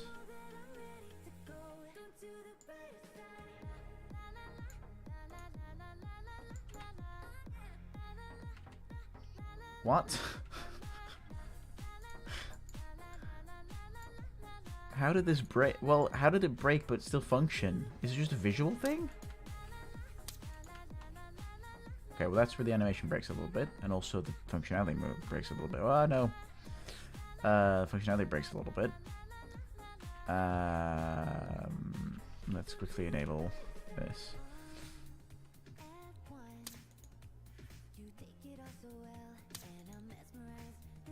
Why does he then come back to me? That's weird. That's strange.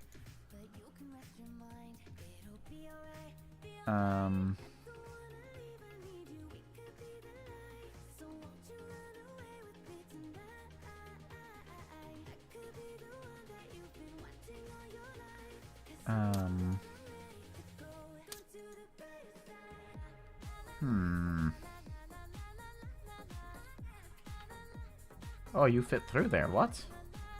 Oh, I thought you didn't fit through here. Oh, well, sometimes you don't. Okay, that's interesting. I need to see this in action. I have no idea why this doesn't work. Go investigate. Alright, off he goes. He's moving. And then he is idled.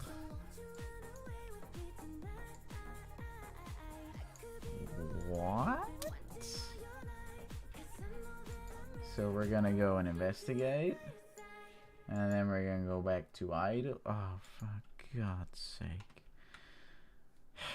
Stop this madness. Right, I'm just gonna stand over here.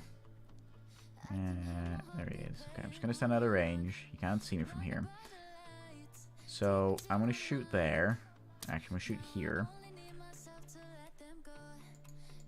Why do we... So he's still in the idle state at that point. Like, now we're investigating. And we reach the location, we go back to idle, but we're moving still. How are we moving? We should just stand still.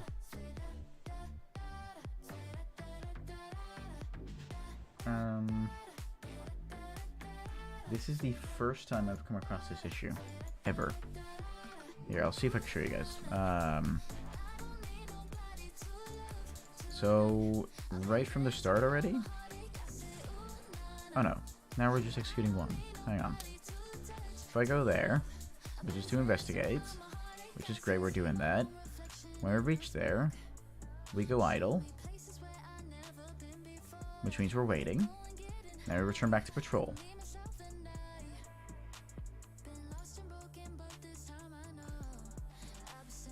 Which we're doing, and then we're idle again. Wait, now it's working. Huh?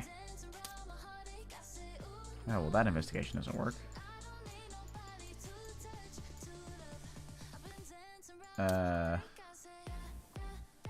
So when we shoot the second time, we basically get moved to idle. For some reason.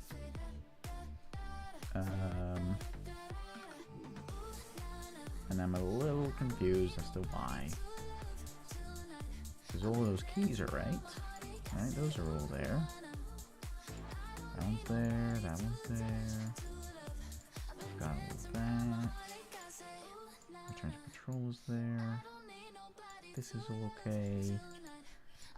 That's fine. This is all fine.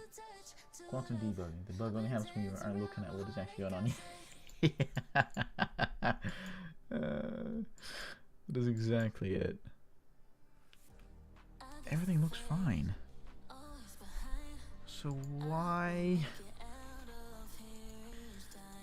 Why? Does anyone actually know if there is an easier way to view a behavior tree? Because this is really annoying. So we're moving, well, for one, we're moving towards the wrong location.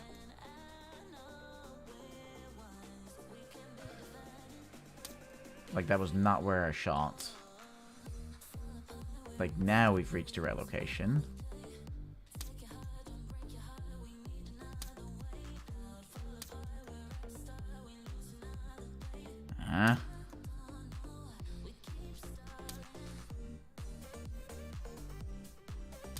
What?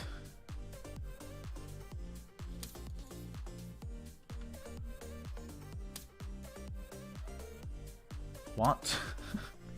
There you go.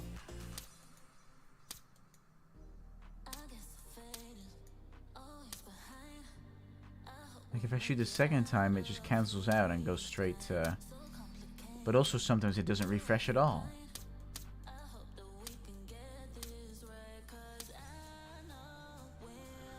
Ah.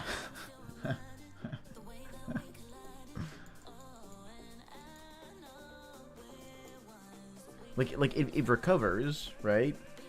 Like, it just goes back into normal functionality again.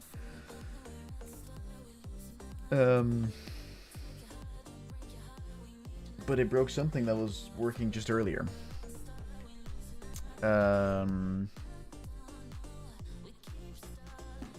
Which is a little stupid. Not gonna lie. That is a little bit stupid. And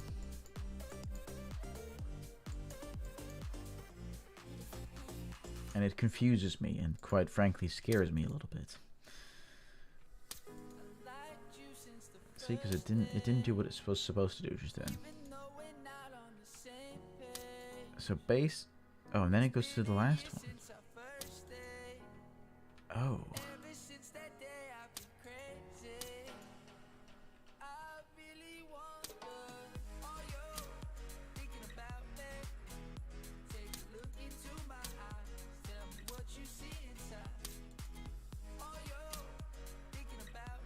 See, it just cancels out basically.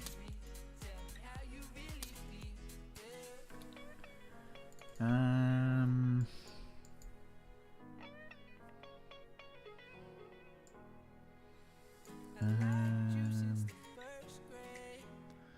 need to see the keys themselves. I need to see the keys change, I guess. 'Cause right now we're saying, okay, we're patrolling, cool. If I then, now we're idle, cool. Let's wait for patrol. Okay, we're patrolling again. If I now shoot, we're investigating. If I shoot again, we're idling. If I shoot and shoot again, we're idle. Why are we idling? We should not be idling. Oh, is it because I'm cancelling out, and so the move has completed? Yes, that is likely it. Yep, because I'm calling this on when the move has been finished, and we finish the move if we stop all movement, which is what we're doing inside of the service. Aha. Okay. How do we do this? We do this by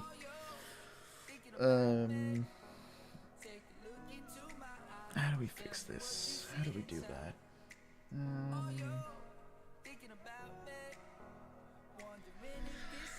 How do we do this?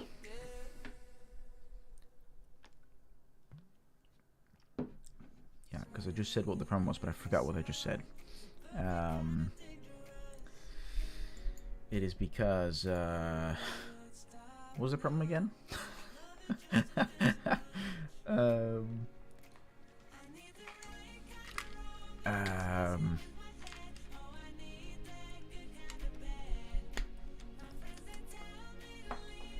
Oh yeah, because we stopped the movement. That's why. In the service, we stopped the movement.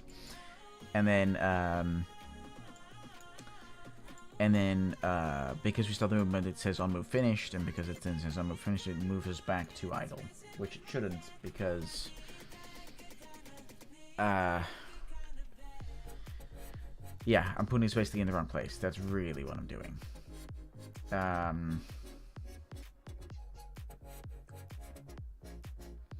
Well, it is and isn't at the same time.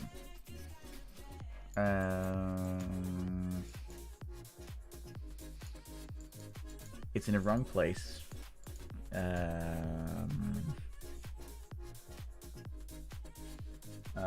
Oh, drink time. I have. I'm almost running out of drink, so I'm gonna take a tiny sip. I've taken world's tiniest sip. But thanks for that, Fitbucks. I appreciate.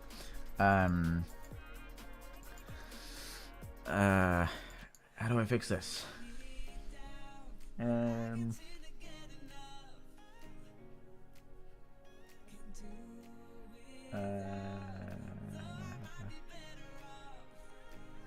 I am massaging my brain to try and remember. To not remember, to try and figure this out.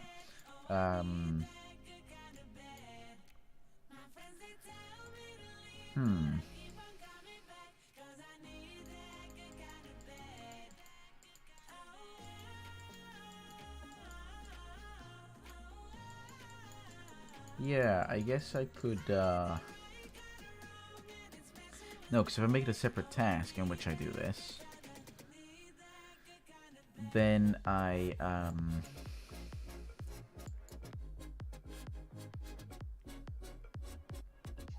because look, if I were to destroy this out of here, basically, I would just do this, basically, then everything would work again as normal, like without fail. I hope. There. Oh shit, hang on. Hang on. Get out of here, zombie man. You have nothing on me. I can run way faster. Cool. Go there. Now, go there. Now, go there. Now, go there. Oh. Go there. No, why are you turning to me? Ah, this is frustrating. It's not fully functioning yet. It's not fully there yet. This is the fun of doing AI, I guess. Which, it is fun. It's just a whole nother level of new problems that I'm just not used to solving.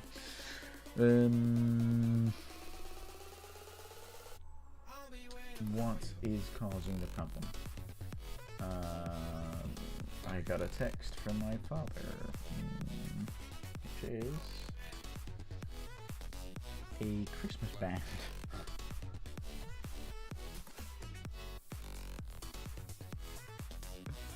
It is a, let me see if I can show you guys. It's a Christmas band playing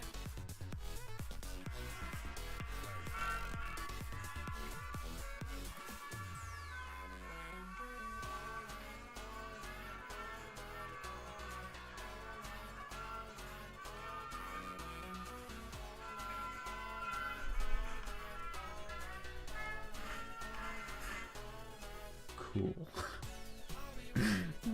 That's funny. Oh man, that is very funny. I'm glad some people still really enjoy making live music outside, especially Christmas music, because it's the best kind of music. But you know, that was interesting. There you go. You all got to appreciate the horrible audio coming through my mic of a Christmas band, a German Christmas band, may I add, playing It's Beginning to Look Like Christmas live in the streets of Germany.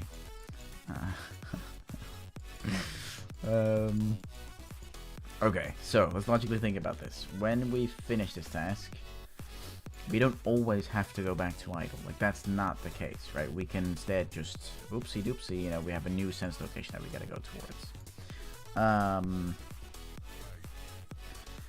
So instead, I should only really go to idling.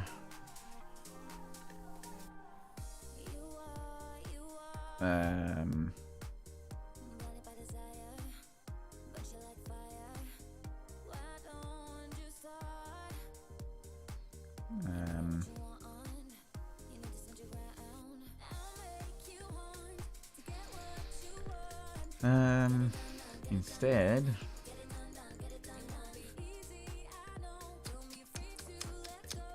I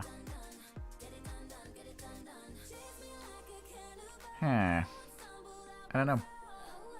I don't know. And all I really needed, I think I've over-engineered this, because all I really needed was to set the animation to idle when I finish the move to location.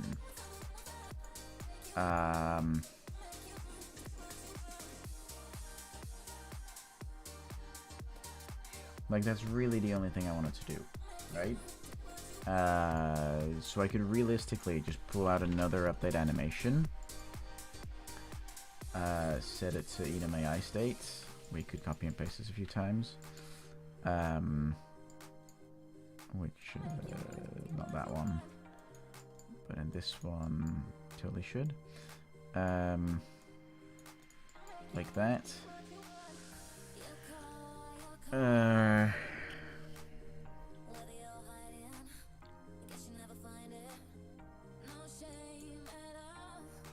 And then the only thing I would need is a way to determine that it needs to be idle, basically. Which actually is really easy to do. I 100% over-engineered this. On false, do this.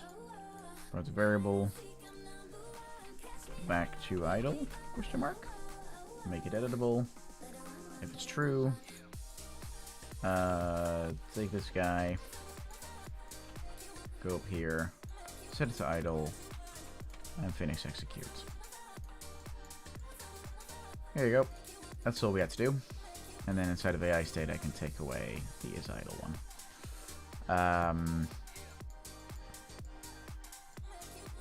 That's all I had to do. That is literally all I had to do. I can take all this shit away. Get out of here. And then the only thing I gotta do inside of here now is, for this one's true. For this one, it is false.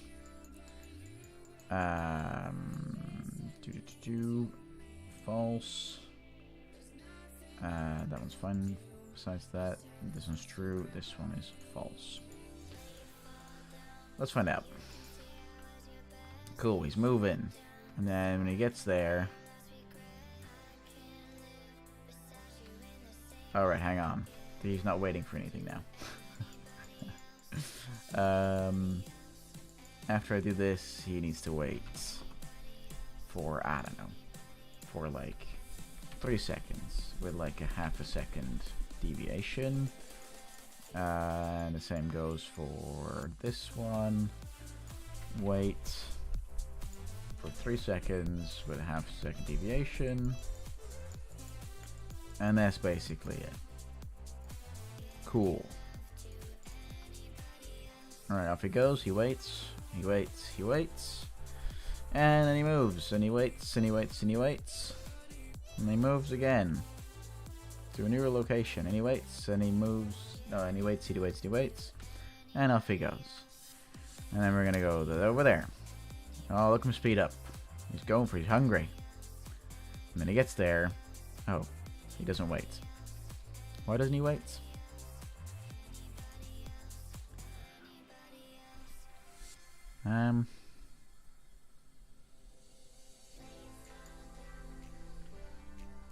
Hey?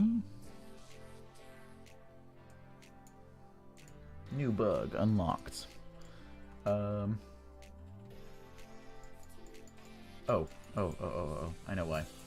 I figured it out. We forgot to add a task down here, which is return to patrol. Yeah, because this still has to return to patrol and the rest doesn't need it, so. Okay, now it'll work. He's walking around, he's gonna go investigate. And once he gets there, he's gonna stand. Nope. Where's he going?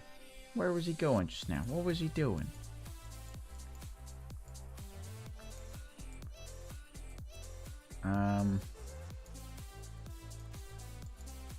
Go over there. You're investigating. You're gonna update the animation. You're gonna wait. So why is he still moving? Like, where is he moving to?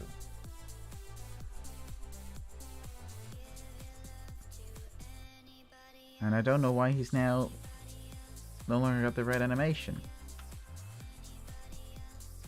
I am, like, big confusion. Like, whilst waiting, he for some reason continues to move. Let me put this over here so I can see this happen. Like, he gets there, and then whilst the wait's going on, he's still moving. Are we not finishing the execute properly? No, we are. How did this break? We didn't change anything about this. Heh.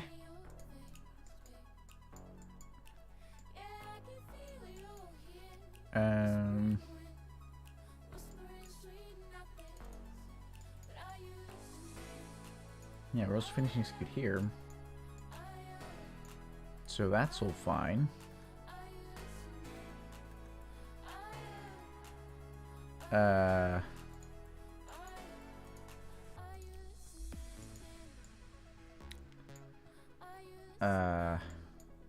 We know that this part is working.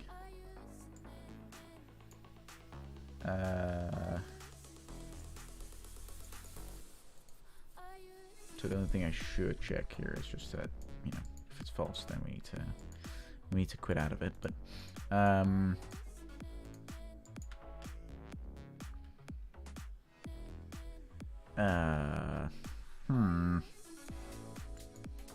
So go and investigate over there.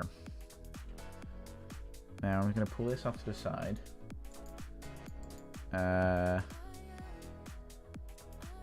Okay, he's gonna go towards the back now. Now whilst waiting, he's still moving. Let's try it again. So he's going there. He's going there. So his active task is wait.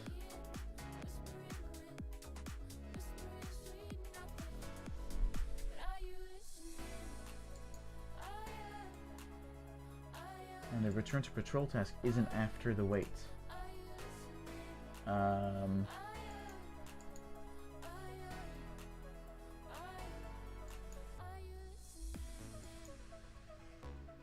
And we're not doing anything crazy instead of the update AI task. Like, that's all very straightforward.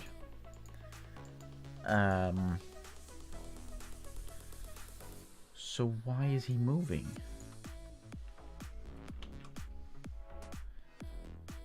So active task right now is waiting.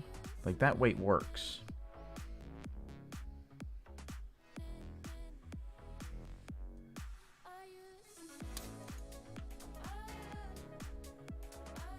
Where's he going? That's nowhere close to where I shot. Where are you going? Oh, move to location is 00000. What? Why?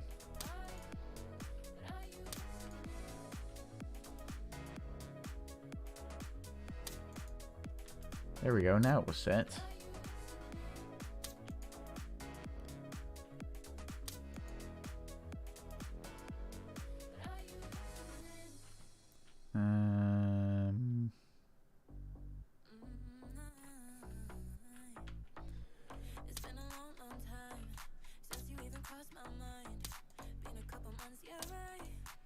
The inconsistency of this tech, of this functionality,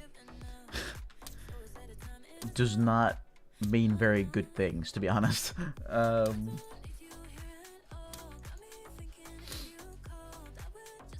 I have no idea why either, right? Like, that's the problem. Oh, this is painful. This is painful.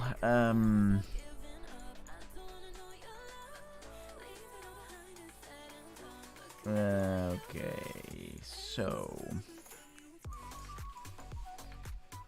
we set the walking speed, which is really simple, and that works perfectly fine. We then update the animation based on the key, which works perfectly fine and is simple. Then we move to the location. So inside of the event graph, we check if the master AI exists, we put a reference down. Don't know if we actually use this one. We're not, so let's not do it, right?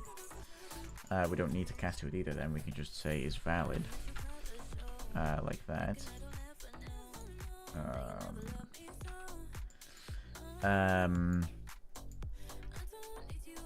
Then we check if the master controller exists, which we put a reference into, and then we say update move to. Okay.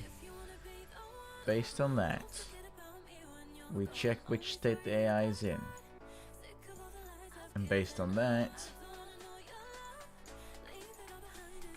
we execute one of 3 possible events. The patrol location just goes towards the move to location, which is perfectly fine. The investigate location goes towards the goal location, at which point it also says current move to location. And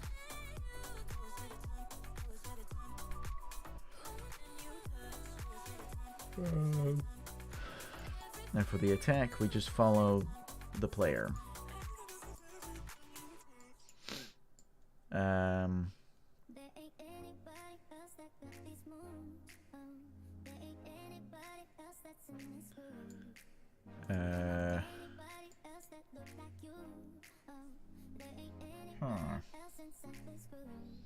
So, okay, so we go through that, no problem. We then go through the updated animation task again, at which point we do set it to idle. Okay? And then we wait, and then we return to patrol. Which puts the enum state back to patrolling.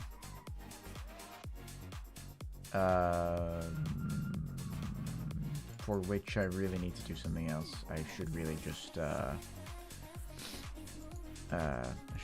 check if this is valid, for one. Whoops. If it's valid, do that. If it's not, do that. Let's make this. Let's copy it and make it W. I don't know why I did it that way. I should have just turned it straight into a Blackboard key, but okay. Set value as enum. Then I need to not do any of this shit, and I can just do it like this. Okie dokie. Yeah. Let's just delete this variable. And then in here I just need to say, oh, I need to make it Oh, I need to open it up. And that's already in my eye state. Cool stuff. This one is not, though. In my eye state. Yep. Okay. So all of that works, as it should. So why doesn't it? Yeah, okay, you saw me. I get that. I get that. I'm sorry.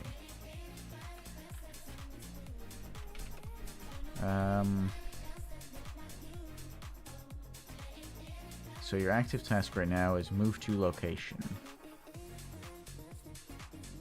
Alright,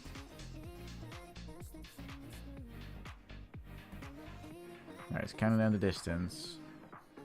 And then it finds...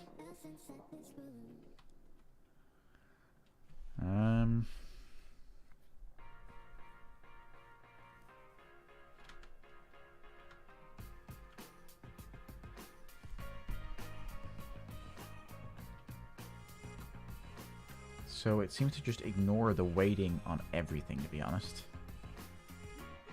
Like, even whilst this weight is going on, it's just moving around. Which is,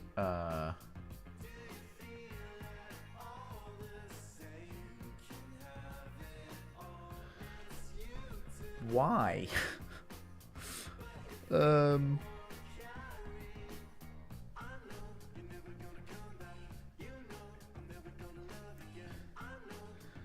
Why is it trying to move back to anything?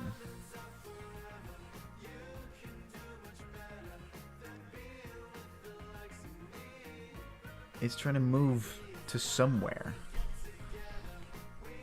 Like, as if it's moving to the player, almost. Because if I were to... I don't know, go over here. When he reaches this location, see? He's, like, focusing. See that? He's like, focusing his rotation and everything.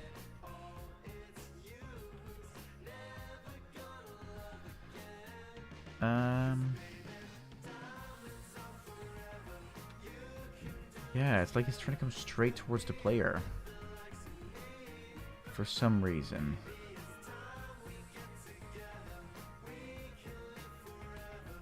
Look at that. Why? Oh, you see that? There's a move 2 still active. Even whilst we're waiting, there's a move 2 active. Hang on. Look, it's waiting, but it says active.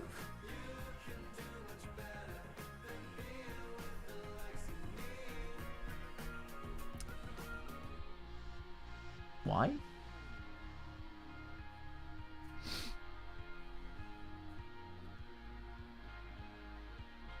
I mean, I guess there's a solution for it. I don't know why we weren't... It's the point of it that it thinks for itself, what makes you think you can tell it what to do. Yeah, good point. You make a very good point. So there is a solution for this. I don't think it's a great solution, but it's a solution. Yoink. Put this in here. Plug this guy in there. Put an if in front of that.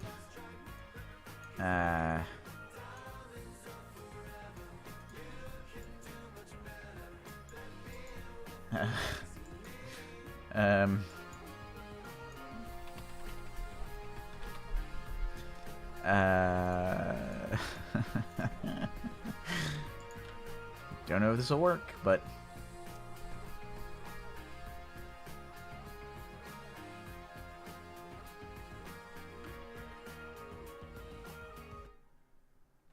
fixed it.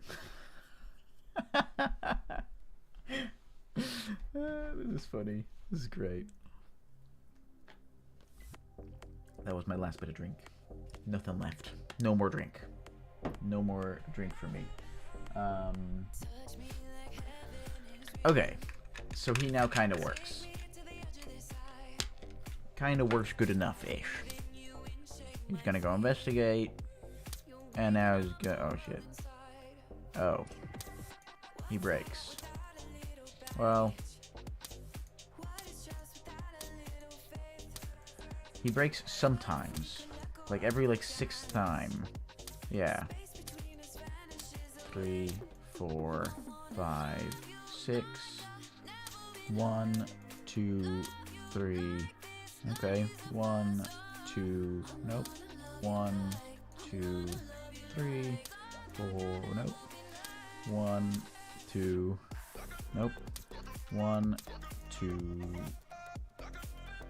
3, 4, 5, 6, 7, 8, 9. Nope. Oh, I probably know what it is.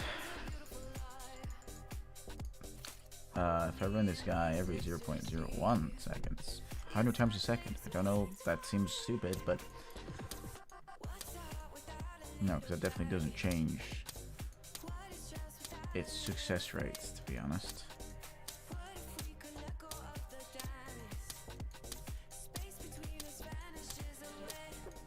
Well, that is just overcome by random number generator, yeah. And here I am trying to make a simple brick wall tile. Hey, Sabotage, how you doing, buddy? So don't worry about it. To be honest, I can't do that. Like, I don't know how to do that. So really, don't worry about it. And trust me, this has taken me probably somewhere like 50 hours now. Nah, that's maybe a bit too much, but like 30, 35 hours, something like that, to even get to this point. And I am far from understanding most of it.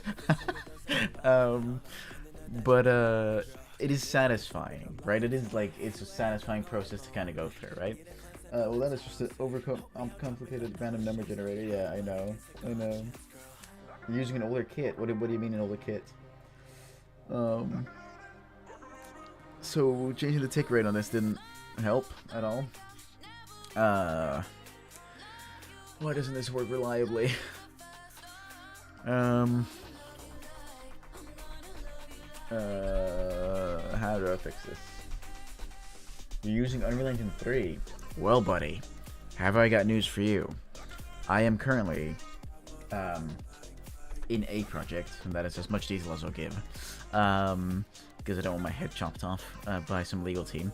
In a project, I am currently also using Unreal 3, and the whole team is using Unreal 3, and we're having a not so great time.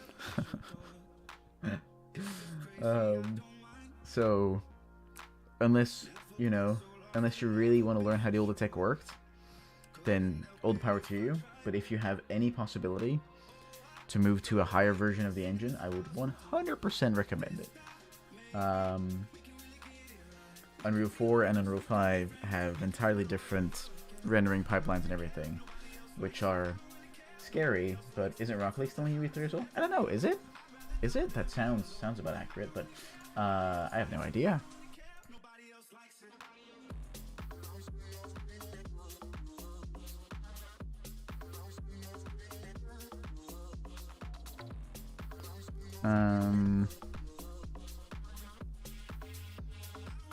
Wow, Unreal Engine 3. Damn. Okay. I don't know why, because Rocket League was developed 2012-ish? Custom look for PCD, right, gotcha, yeah. When did Rocket League start development?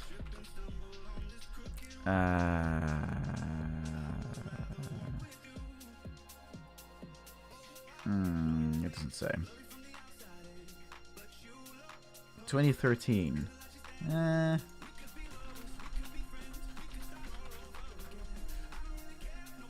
Right, okay. I'm a little surprised with that, like, after, because it only came out in 2015, so I guess they were midway through development when this came out. Yeah, and I guess at that point they didn't want to do a major version upgrade, so okay, I get it. But since 2015, they've had plenty of times move to 4, and then, well, now ultimately to 5, I guess. But man, it's gonna get a great visual upgrade when Rocket League goes to 5. Even though there's a lot you can do in 3, but it requires a lot of shaders, a lot of cheating. Well, cheating, right? Like To achieve certain effects and certain visuals, you have to get really creative. So, but yeah, Subway, honestly,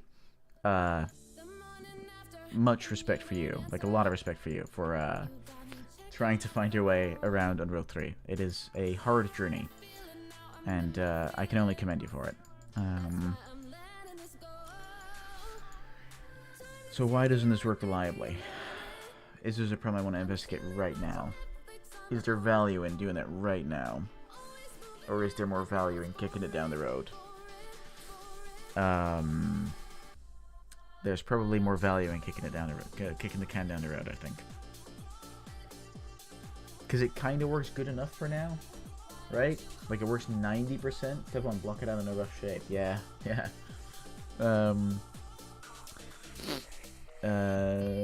Step 2, make the level. No, yeah. I'm glad you're sticking to steps, though. Like, that is the way to go. Step 2, refine. Lots of iteration, lots of playtesting, lots of iteration. It is 100% required.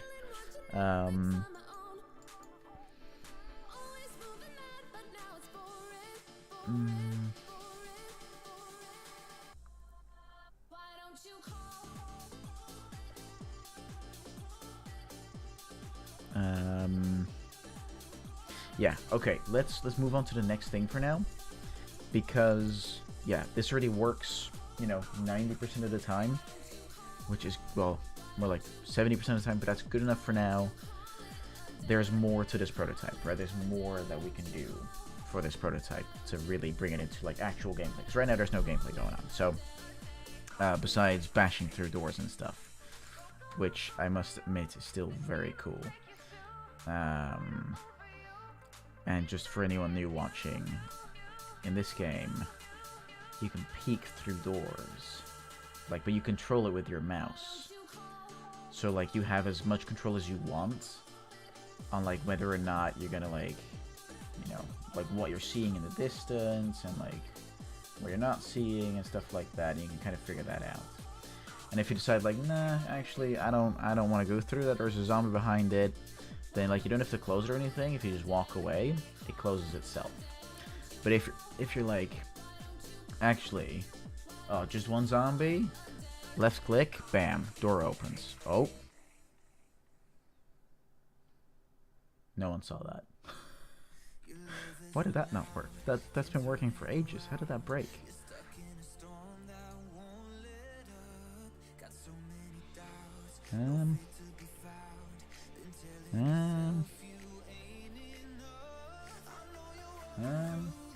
Or you just slam open the full door. So, okay, that's broken. I don't know why. So if we switch into attack mode, and you're like, oh no, zombies are chasing me. Oh no.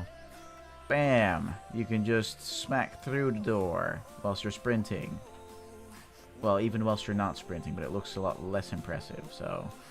Ow. Why can't I go through that one? What? There we go. Is this just an unbreakable door? Okay, this door says no. I don't know why, but that's the only door that says no.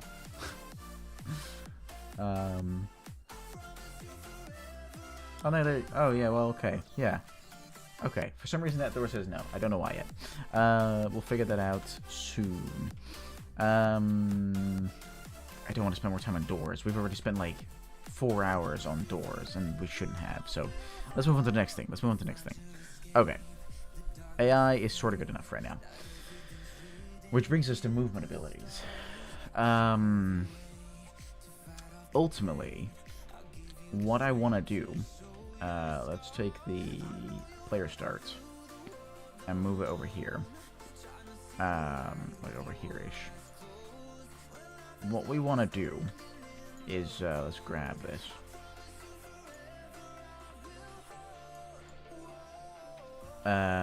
We want to make sections.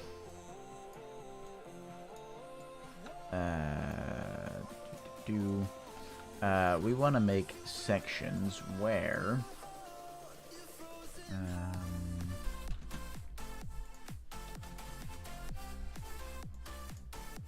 let's make this 300. where the player can parkour through or on top of or whatever, right? Geometry box against here, please. Make it a subtractive box. Like that, a hole. Let's make that a little smaller.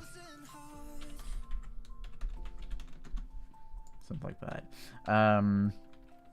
And then just one more thing, which is just like a normal, a normal sized box, which is additive. Like what we want is for players to be able to kind of like vault over this, to like slide under this, to vault through the window, and to climb on top of the block. Those are the things we want to do. Right? And I don't quite know how to do that. Well, I have an idea, but it's actually I think I actually really know how to do that, to be entirely honest. I actually think I have a good idea on how to do that. Let's go into our master character blueprint.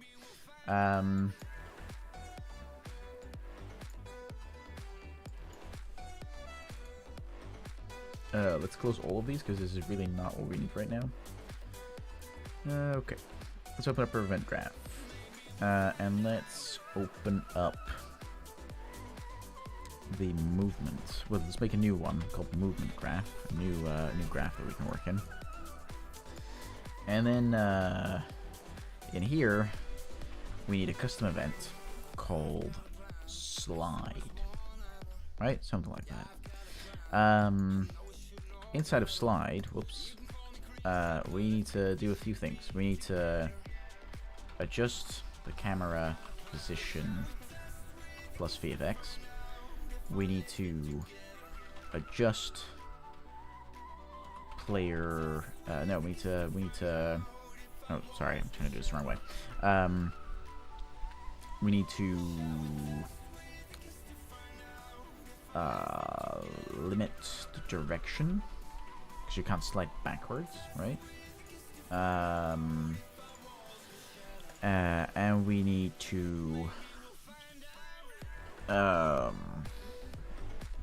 think about physics.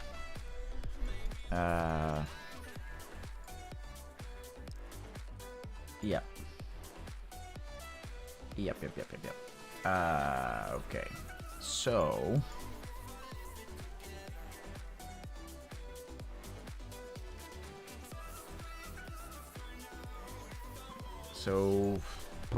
okay. First things first.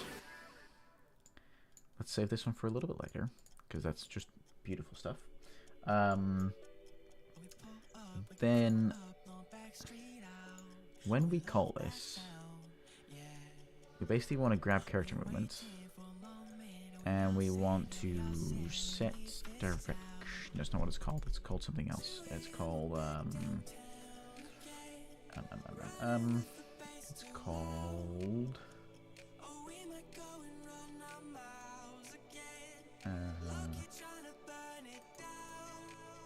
where is it?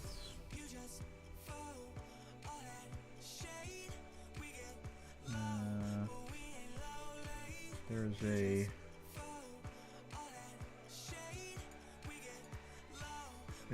here we go, constraint to plane. But that's actually not really what we want to do. We actually just want to take away the input for a second, for like a short second, really. Yeah, we want to do a few things. We want to make a timeline. Whoops. We want to make a timeline. Add a timeline for moving of the player timeline. Sliding timeline. We want to make a timeline for the camera and stuff. Adjust slide camera timeline. And we want to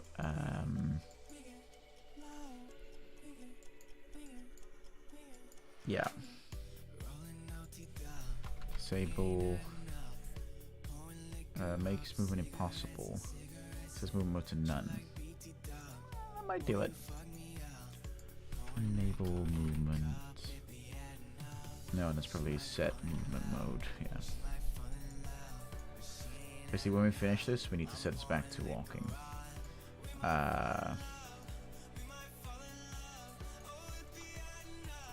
Yeah. And basically, on updates, we need to take the caption components. We need to set the world location. We need to lerp this because we're moving from point A to point B.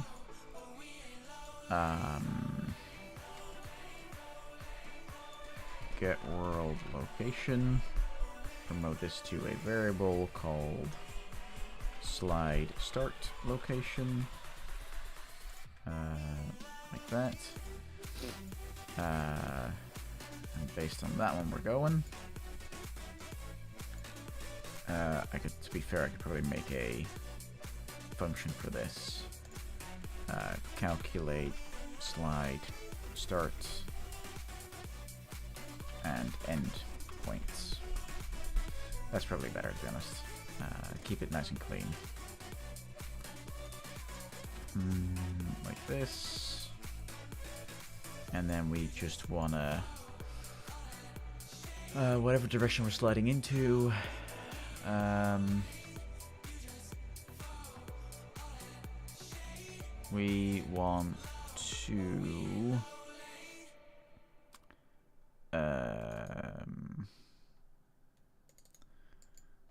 We want to do this stuff basically. I can copy and paste this. This one. No, not that one. This one. I have never been a fan of block programming, but to be honest, UE5 bloopers actually look very nice to work with. Yeah, so for me, because this is what I started out with, because this is what I was taught basically as a designer. It really helps because making it visual just really helps for me.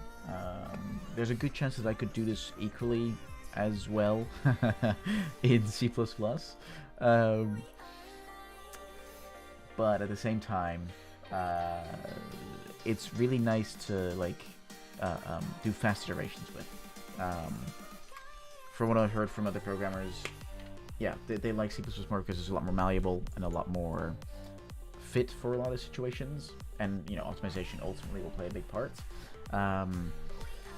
But the iteration speed is lower, and especially because this is so visual, there's a lot more different disciplines that can, you know, do quite a lot. Like this is basically where technical designers have come from, right? And so gun range, there should be a float value called slide range, which is a float like that. There we go. And the slide range is like 500, something like that. I don't know. And all of that becomes a new variable called slide end location. There we go. Perfection. Very cool. Yeah, the visual aspect is really nice. Just found that other block program system were really on towards. Yeah, I can imagine that. You know, Unreal's had this now since the start of Unreal 4, which is getting close to 10 years. Well, in 4 years from now, it's 10 years. So, blueprints from a programmer's perspective are incredibly. It's fast, easy to work with, and it's amazing for prototyping or small games. Very intuitive to work with. My biggest criticism, however, is it'll give you RSI probably if you don't use plugins that reduce the mouse use. Yeah, there's a lot of mouse use, and thank God for the Blueprint Assist plugin, because it really helps. It really does help, like a lot. So, in that regard, I agree. There we go. We calculate the start and end points, and from there, we grab these two. Oops. Pull this out of there. This is more like just like a task list for me. It kind of works. And we want to actually teleport to physics state, because we don't want to like hit something small and then stop our slide. This one has a flow track, which is the alpha. Actually, hang on. Slide alpha, or burp alpha, really. Which we'll do over the course of a second. I don't know. See how it looks, and then we can see if that's good enough or not. Oops. And this one is at time 1, value 1. And then we'll actually have like a user generated, like the start is a bit faster. Kind of like that.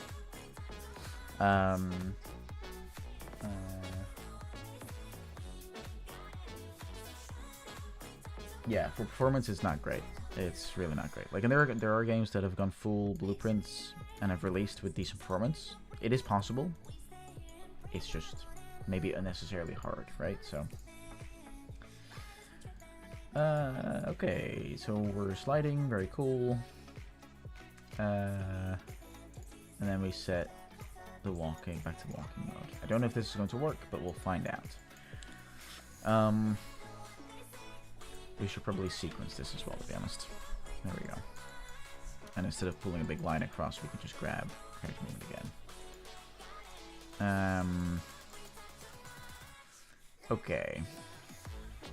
So now I need to make something that's going to activate the slide, right? Well, okay, because I'm missing one thing actually here. The slide is conditional. It needs to check if we're sprinting. Oops. Player is sprinting. And that only happens if it's true. Like, if we're not sprinting, we can't slide. It's just, I can't go from standstill and just go, you know, I can't do that. That's ridiculous. That's redonkulous. Cool. Let us make a level functionality thing. Where we make a new Blueprint class, an actor, which we call PP Slide Activator. Inside of Slide Activator, really should call it Slide Activator. Should call it something else. We put a box collision, which just call Activation Collision. And once we overlap with it, we check if the other actor has a tag, which is a tag called Player. And if it does, then we can basically cast to PCH this one, but we can make this a pure cast because it won't change after this.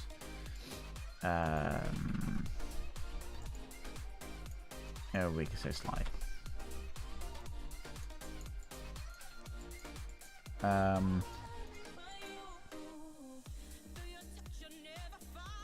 Yeah, this basically.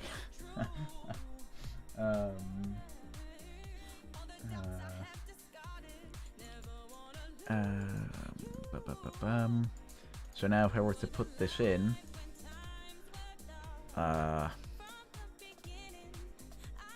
let's make sure we put this somewhere where we know it's there. Let's grab this, let's just move this here to the side for a second. And then let's just, in here.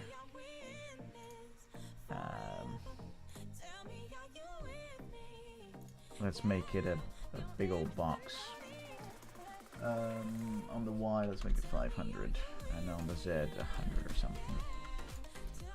I don't know. There we go, that kind of works, right? That kind of puts it everywhere. Cool. Let's put us into attack mode so we can sprint. Holy balls, that worked. Holy balls, that worked. It doesn't work backwards though. That worked. What? I think that's I think that's the first time I think that's the first time for me that something that I wanted to do worked the first time I did it.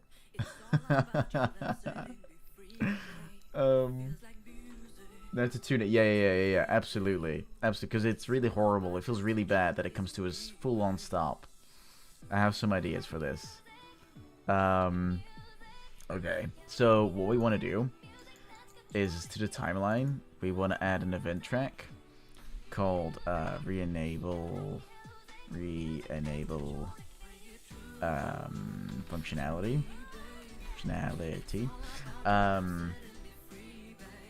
Oh, actually, we can't do that. Hang on. Well, we probably don't want to. Yeah, we really want to make this a little less intense, probably. So probably a little more like that. Kind of more like that-ish.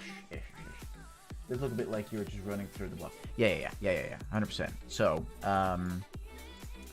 unlike the 0.9 time frame, I don't need to give it a value. I can just give it 0. This adds an extra execution pin, which means that instead of unfinished, I will re-enable the movement mode a little earlier, so that I don't need to come to a full standstill.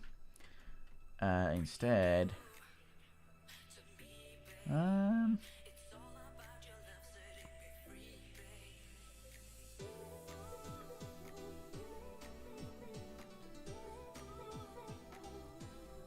hang on.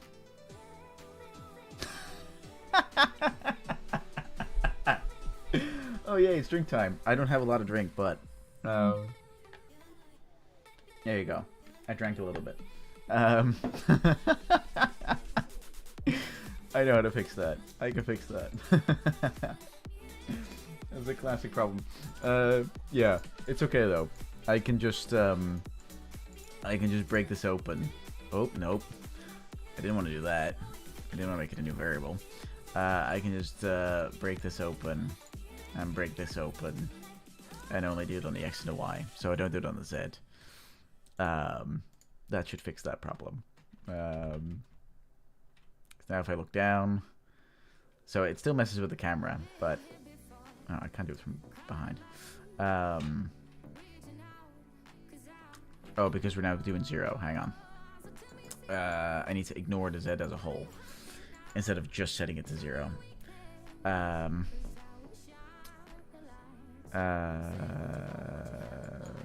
Let's recombine this. Oh, hang on. Recombine, and then instead of the function, I can instead just say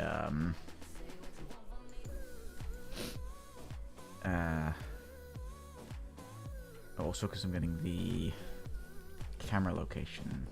Sorry, I shouldn't be getting the camera location either. I should just be getting the slide start location. There you go.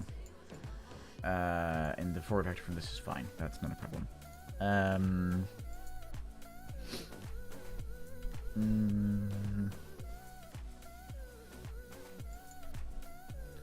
But then in here,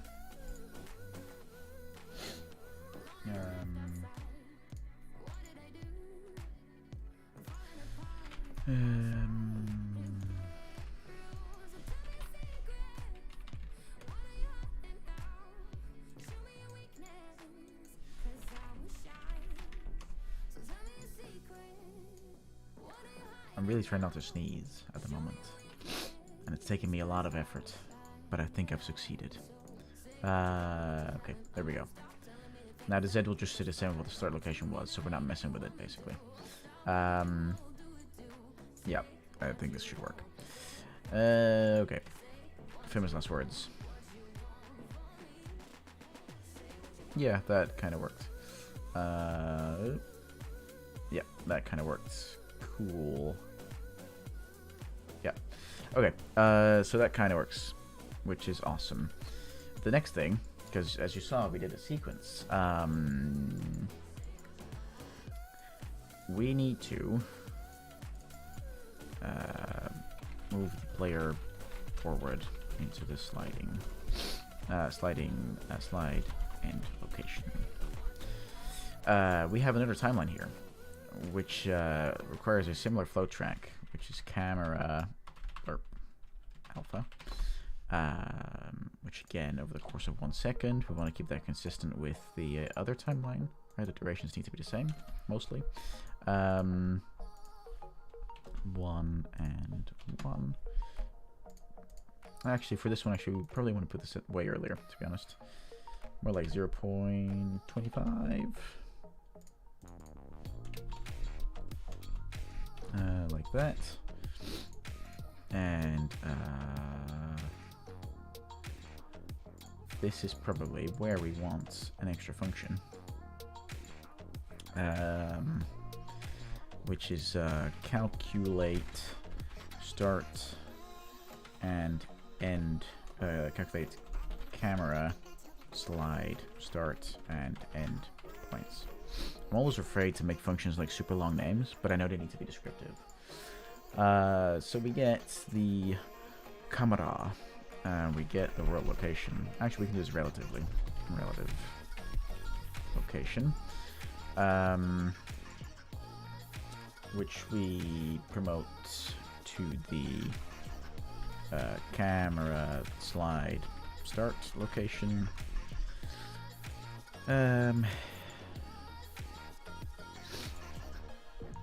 And then we just need to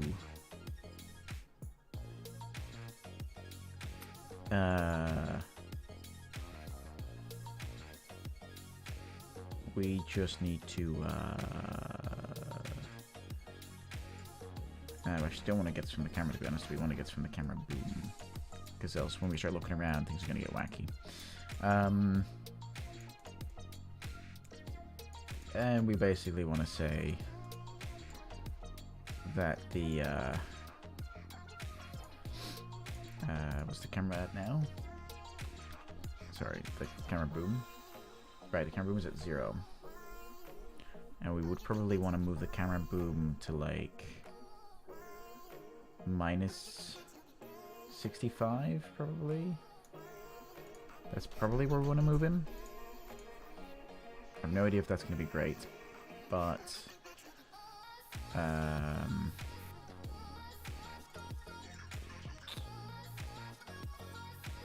don't actually think we need to make a function for this. I think we can do this without the function, to be honest.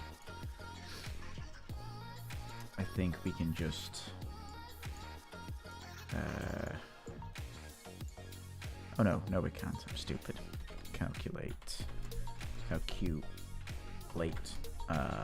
camera boom start and end points. Get the camera boom, get the relative location, set it to this variable, and then basically have a different variable, which is camera slide end location. Did I type that right? I did not. I did not indeed. Camera location, which is a vector, which is really just whatever this is minus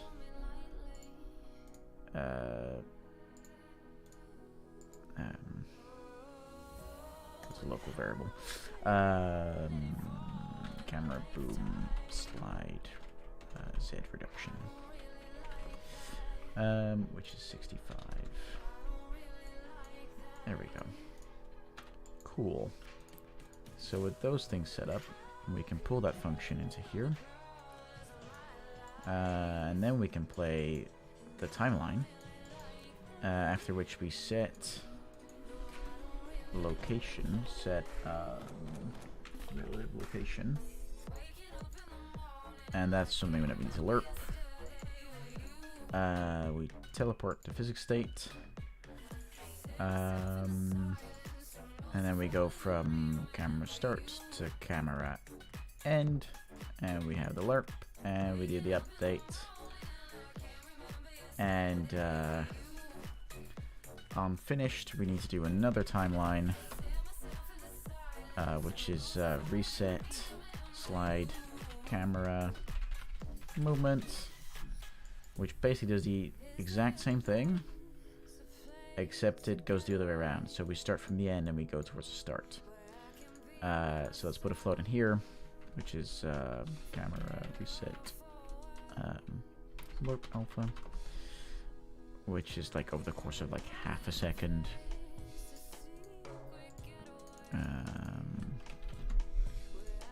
There we go. And then this one is 0. We'll leave that just a straight line for now. We don't need to do too much with that at the moment. And we plug this in. Cool. This will work, I think. Let's find out.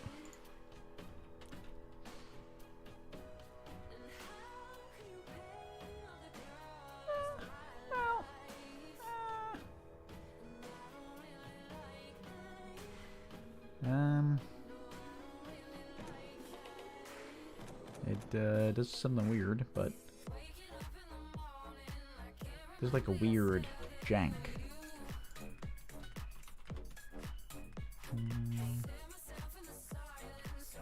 Like it almost goes nearly instantly.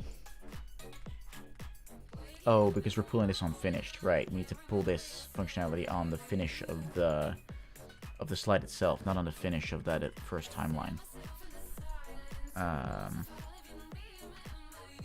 There we go. Yeah, there's nothing wrong with this. This is totally fine. Okay, let's see what this looks like now.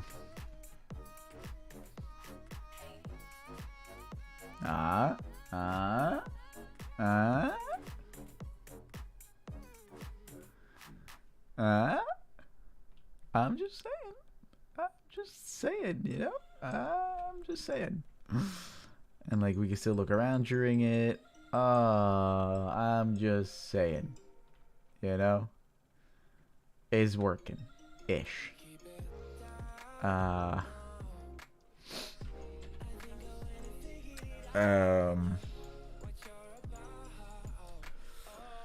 Reset the camera movement once the slide ends.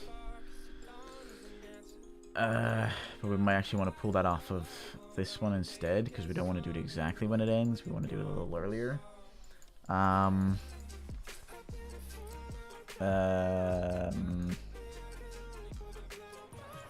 This part works fine. It's still a little wacky, right? It's still a little static. Because ideally, right, you want to put this a little bit forward so that you start to slide a bit earlier. Yeah, so it looks more like you're going under it, right? Boom. Boom.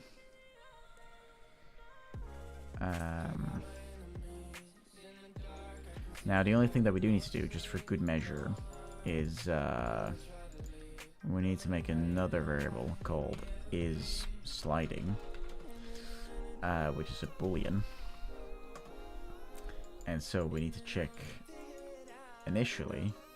First thing to check is if they're sprinting. Oops, if they're sprinting. If that's true, then we need to check. Oops, we need to check if they're not already sliding. If it's false, then we keep going.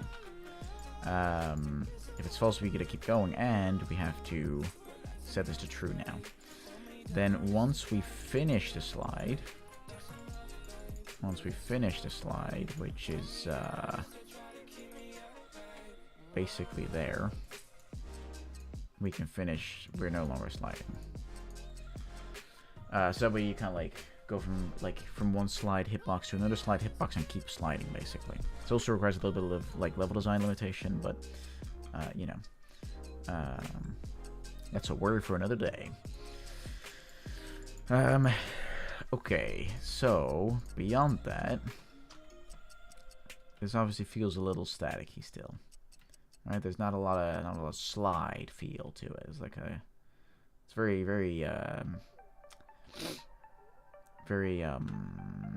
sterile, if you will. Look, and yeah, there's no animation. I know. It's not really a worry right now. Because I mean,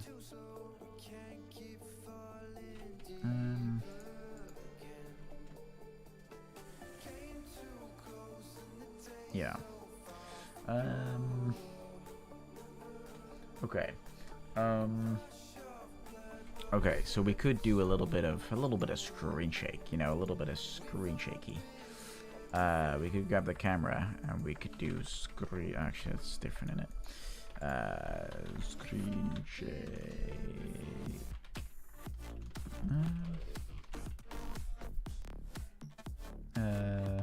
Oh, it's a legacy feature now. I should get texted as well. Oh, I got texted by 2 people. Wow, look at me being popular.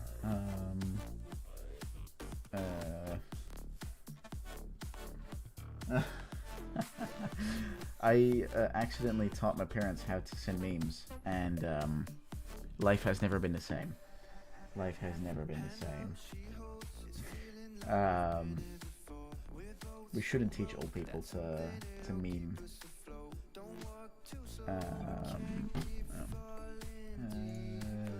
Okay, I'm getting text here now, apparently. Okay, cool. So what we'll do is, because apparently the dog needs to go out, so, and I do appreciate walking the dog, because she's such a cutie. She's such a cutie. Alright, what we'll do, because we've made really great progress, the AI is sort of functioning, the sliding works, let's be honest, it works, right? Because if we put this tiny little hole, like, I don't know, down here, like that, and we take this guy and we put him in front of it. Yeah, I need to make that adjustable, but it's fine. If I now just jump over this for a second and then start running, we can slide through the hole. Now, if that isn't cool, I don't know what is, right? No game has ever done that before, so you're welcome. Yeah, we can do a sideways slide through the hole, I think. Sideways slide.